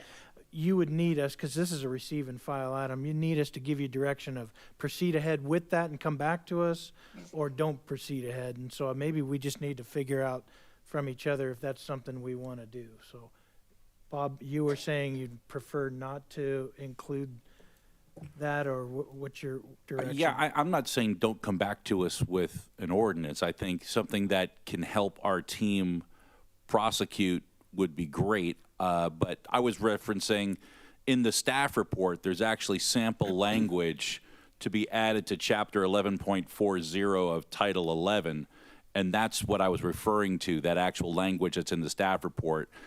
I wouldn't favor something like that, but that's not what we're debating here today. Yes. So I'm just letting you know that if you were to bring us back an ordinance with this language, I'd vote no on it. But if you, I'd be in favor with having the team come back and say, hey, look, here's a tool that would really help us out. I'd love to hear that. Anything we can do to help you out would be great. Thank you. Perfect. All right, and Councilmember Sobek, go ahead. Yeah, I forgot to mention one thing that I had in my notes. Is there a possibility that we have a tip hotline for graffiti? I'd have to look into that. The only thing I know of right now is to be able to report it and to have the app to be able to put it in. But if someone does observe graffiti taking place, please call into the non-emergency number that was listed so that we can get an officer out there right away. So sometimes we have residents that are afraid to give their information out. That's why I was thinking, would that be a benefit at all? We could call the Crime Stoppers hotline. Okay, Crime Stopper. Tony LaPiccolo's. Okay. And It's just a thought, generally maybe. speaking, that information is confidential. We don't give that information out. So We know that because you've told us, but not the average person. Okay, thank you. I'll just add, I used the city's app to do a report on some graffiti that was sprayed on a public wall in our city's right away, and that same day it was removed. So the team's doing a good job, and I think that's the best way, is to use the city's app. It shows the location of it. Yes. I even took a picture of it, so there was no way they could not be Exactly. able to find it. And so anyway, well done on that. I just wanted to say, I just looked up, there's a section on our website that says graffiti hotline. It's 951-SAFE-999. So I imagine that would accept tips as well. Yeah, good. So it's actually already there. Great job, Terrence. no problem, sir. In the time between the council member asked you for it and the time you've left the podium, We we've work done quick it. and cold, sir. Great job between you and Ron. All right, so this is receive and file, so we don't need to take any action. Thank you, Mr. Wiggins. Let's move to our next item. This is 12.3. It has to do with the city's fine structure for illegal fireworks. And I see we have Lieutenant Keith coming to the podium, so welcome. Well, thank you, sir. Mayor, council, thank you. Get my papers going.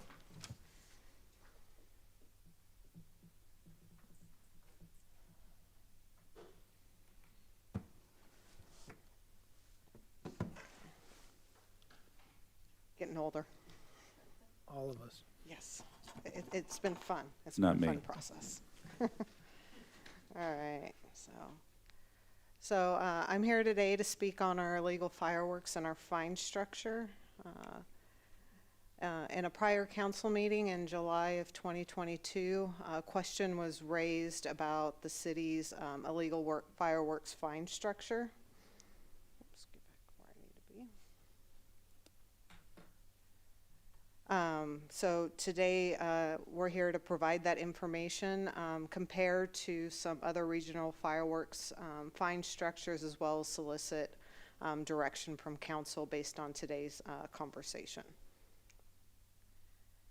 So current laws in Menifee allow for the prohibition, enforcement action, and penalties related to the use of any fireworks, dangerous fireworks, and safe and sane fireworks within the city limits. Basically, to kind of sum that up, all fireworks in the city of Menifee, as well as Riverside County, are prohibited. Laws allow for the enforcement and penalties related to fireworks. but as we go through this, you'll see that those regulations vary slightly between Menifee, Riverside County, as well as the California Health and Safety Code. So related to our municipal code, to kind of summarize that prohibits the possession, manufacturing, the use, discharge, sale, or transport of any firework, including those fireworks that have the Safe and Sane seal on them. I mean, you can't even have sparklers, so kind of brings it all down. The penalty for that, it's classified as a misdemeanor. The fine is no more than or no less than 500 and no more than 1,000, or imprisonment up to a year in jail. Any subsequent violation would be fines of 1,000 and no more than a year in jail. So when we compare that to the Riverside County Municipal Code, kind of the same thing. Prohibits the possession, the manufacture, use, discharge, sale. They do have the caveat, you can't give it, you can't transport it, any fireworks, also including any firework with the Safe and Sane seal on it. They have an additional provision that if you're a property owner and you control that property and you know somebody has fireworks or you're allowing them to use fireworks on their property, that's also a violation. So when you break their fines and penalties down, they also classify it as a misdemeanor. Those fines are no more than $1,000 or a year in jail. Subsequent violations, fines of 1,000 and a year in jail. Related to property owners, those are handled as administrative citations. And then they have the administrative citation fine structure in their municipal code. When you get into the health and safety code, this is a much longer code. Those are governed under 12.670 to 12.690, varying aspects related to activity. What are you doing? What kind of violations are you making? Mostly what we're going to deal with is 12.677, which is the unlawful possession of dangerous fireworks. The California law divides fireworks into two categories, which are dangerous fireworks. Those are always illegal. And then safe and sane fireworks. And enforcement related to safe and sane is going to be subject to your local restrictions and codes, basically your municipal codes. The fine structure related to health and safety code, the fine and penalty, it's also classified as a misdemeanor under 12.677. The fine's going to be no less than 500 or no more than 1,000 and up to a year in jail. Depending on what your alleged activity is, the penalty can go up to a felony. Fine structures can be much heftier. It just kind of depends on what you're doing, how much you have. So it gets a little bit more complicated from there. And then when we're talking about how we develop our penalties and our fines, that's going to be governed under our government code 36901, which allows our legislative bodies to impose fines, penalties, and forfeitures for violations and ordinances. It may fix the penalty by fine or imprisonment or both. The fine shall not exceed $1,000 and imprisonment shall not exceed 6 months. So when you look at what the City of Menifee's municipal code says, the one variation is that imprisonment shall not exceed 1 year for a fireworks violation. So, any questions? All right, thank you, Lieutenant Keith. Council members, any questions? All right, Madam Clerk, do we have any requests to speak on this item? No requests. All right, so we can open it up for discussion, council members. I'll just lead off. This is kind of a funny one because I hear from some people that are like, leave us alone, it's just fireworks, gosh, don't be a party pooper, blah, blah, blah, that kind of thing. On the other hand, there's people who have animals. I live in a neighborhood that's got horses, and it really is a big deal. It stresses out those animals, and there's a lot of people who get very upset. There's people who have PTSD that are veterans, and it really, really bothers them. We had a gentleman come and speak last year to us about it. Yes. So I get it. You know, we're trying to find a balance there. I think that we are pretty much on the extreme of saying no safe and sane fireworks, period. You're going to get a ticket for it, or any illegal fireworks, certainly. So that's good. I think we're not lax in any way. There's other cities that sell them on the street corners. But that week during, just prior to Independence Day and just after, they're going off all the time, right? Yes, sir. And all of us know that because we hear them and see them.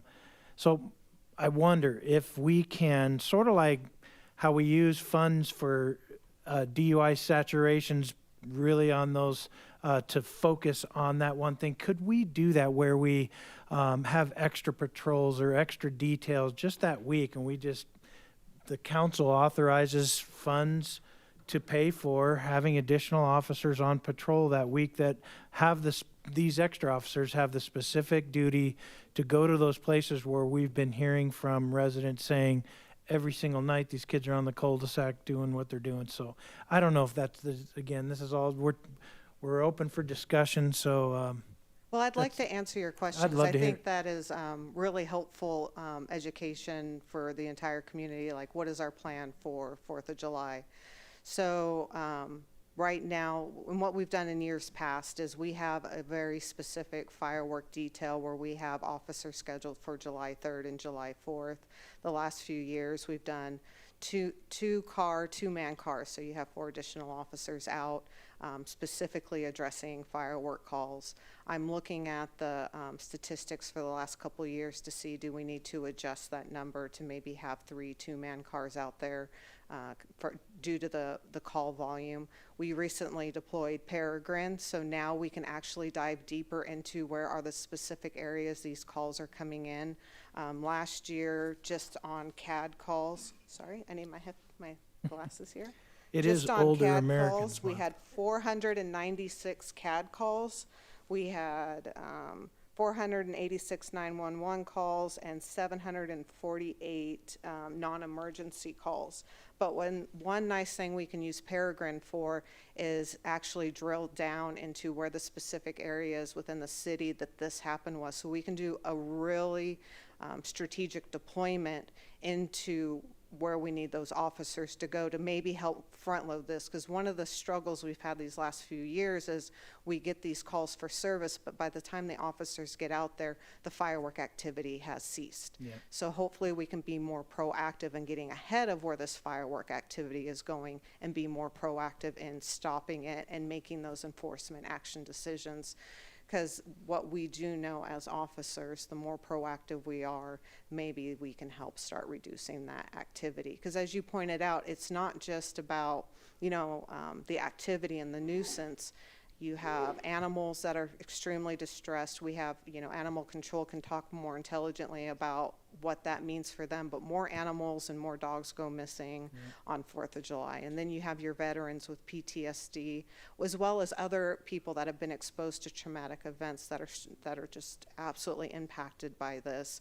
But then the fire department, the fire danger, the amount of people that go to the hospital due to injury of lighting off these fireworks that aren't trained. That's why the law is very specific about who is allowed to possess, sell, and ignite these explosive, because they are an explosive device. It's not just a firework and celebrating the day. These are an explosive device, and they're very dangerous. So we're kind of working on that. We're actually starting those planning stages for 4th of July to help make sure our community is safe, the people in our community is safe, and help address this concern. We're also going to do social media posting. We're going to work with CAL FIRE on that to get ahead of that messaging, because hopefully that education will also help, that education and enforcement balance, but it will be a zero tolerance. I love hearing that. I'd rather have us be educational than punitive, and so you're doing the right things. I love hearing that our team is taking it seriously, so thank you. I do have Councilmember Sobek next, and then Mayor Pro Tem Carwin. Okay. Yes, and I agree with the mayor on that. I had written down here an education campaign component might be really helpful. This is one complaint that I get a lot of around Independence Day week, before and after. Yes, ma'am. But it's also on long weekends that I get complaints, and it's people who have animals that have a real difficult time. social media is a great tool. I believe we should be proactive, so I appreciate the work that you're doing on that already. I drove through a city, and they had one of those, some cities have banners across some of their roads, and it caught my eye, and it said, fireworks are illegal in the city of such and such, $5,000 fine. And when I saw that $5,000 fine, I was like, whoa. And so I don't know if we need to look at our fine to really give it some teeth. I don't know. That would be a discussion we have here on the dais. But it impacted just looking at it. And we've never done a banner across the road, and I don't know if it's even needed here. We can try what the things you're going to do and see if it makes an impact. But I do know that this is an issue that many of our residents have concerns about. So it's not just, these are not just a couple of calls. And I was listening to the call volume you received and how that ties up those, the dispatch. And then what if a real emergency call comes in and they need to be there and they can't get through? So that's a concern that I have. So. Well, and to the dispatch concern, the first year, the fireworks calls actually impacted 911 emergency people with I don't want to diminish the impact fireworks has, but people that needed life-saving measures had a lot of struggle getting through to 911. So one of the things we're going to employ this year that we did that was very helpful with keeping those emergency lines open is our online reporting system again. That's worked very well. And then we're also going to be looking at a dedicated hotline, which we hadn't done in the years past, which will be helpful. The idea of putting a banner up, we'll have further, that's a great idea. We'll have further conversations on that and see how that would help. We're looking at the ordinance to see what revisions could be made. We're kind of bound by the government code regarding the fine structures for enforcement as long as it's looked at from a criminal penalty. As far as administrative penalties, we've already engaged the city attorney's office about what can and can't be done. Okay. Yeah. Okay, thank you. Mayor Pro Tem Carwin's been patient. Thank you.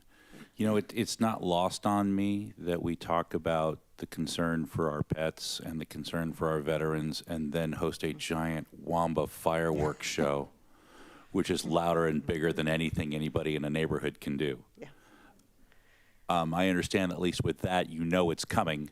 Yes. You know where it is, Yes. and you can plan for it. Yes, sir. You don't plan for when somebody in your neighborhood pulls up in a drunken golf cart parade and starts lighting off mortars in the street in front Yes, of your sir. house. So I understand that. I was really surprised to learn that we don't even allow the safe and sane fireworks, like not even sparklers. I was surprised. I thought mainly the concern was things that go boom, but I suppose some of the larger cannon sparklers can set off a wildfire, I suppose, if you do it out in an open field. Did we just, I wasn't there when we did this, did we just adopt the county ordinance, or did we actually debate it independently? We started with everything in ordinance 340. I'd like to let people have some fun. I'd like to maybe explore maybe allowing safe and sane fireworks, or at least you can have nice sparkly things in the street. If you're going to be that much of a concern about it, I'd like maybe to revisit that, maybe ease that up a little bit. But is it I guess getting back to my question for you from a law enforcement standpoint, now that we've got all these drones, is that a technology that we can use to locate people on a more rapid basis? I know it's at night. We haven't explored that. I'd have to talk with my drone operators. They are authorized to fly at night, and they're authorized to fly over crowds. However, they are not authorized to fly out of line of sight. So, if we could get, I could tell you 3 or 4 spots that are pretty common, and I'm sure you'll be finding those when you go through the data. But if you could centrally locate somebody with a bunch of those drones, as soon as you see the light go up, you can deploy a drone and get there in a matter of seconds, and at least be able to maybe track them to where they go. We're working on our drone as first responder program, which would be helpful with what you're talking about. We're currently working with the FAA on getting our beyond line of sight allowances. But right now, if they fly, they have to be able to see the drone. So kind of what you're talking about, we're kind of in that, we're working towards getting there. But I mean, it's a great conversation, one to engage our drone operators on about how that would work with that particular scenario. You're welcome to come stand on my deck on July 4th because I back up to Salt Creek and I can see about 3 or 4 of those hot spots That's without good to losing know. without losing sight of the drones. That's good to know. We may take you up on that. Yeah, party at Bob's. Did you want to add something? Yeah, if you could add to that, that'd be great because I think that might be something that we could really use to help us get at least tracking. For the drone piece, I'll leave that to the professionals, but for the safe and sane piece, the county recently changed their ordinance to, there'll be areas designated that the fire chief has to designate that they will do safe and sane fireworks. My recommendation would be we allow the county to navigate that process, see how it works out for them, take a tactical pause, and then maybe come back to it at a later year after we've been able to see what the effects of that are. Yeah, I'd like to look at that sometime in the future. That'd be kind of fun. Thank you. That's all I had. Any other comments, council members? Councilman Dinas? Yeah, I guess because, what we're being asked is the fine structure. We haven't discussed that much. We're limited there, right? It looks like state law kind of dictates what we can do, and looks like we're at the maximum right now. Yes, sir. So You're correct. From the discussion, it sounds like it's not so much the fine structure, because we have the ordinance, we have the fines, is the difficulty in tracking down those who like to blow stuff up. You're on correct. July 4th. So I think we'd be better served to give you the tools you need to keep everyone safe and just leave the ordinance as is, in my opinion. All right, hearing no more discussion, thank you, Denise. We appreciate you being here. I think we've kind of, at least we're all educated and up to speed, so. Oh, I appreciate it. Thank you for the time. Okay. All right, let's move to our next item. This is 12.4, our semi-quincentennial independence celebration. Some people call it quarter millennial, but it's in 2026. We got 3 years to plan, and I see Ms. Mitchell's here, so I'll turn it over to you. All right. Good evening, Mayor, City Council. Mariana Mitchell, Community Services Manager, to provide a brief presentation on the semi-quincentennial independence celebration, which will happen in 2026.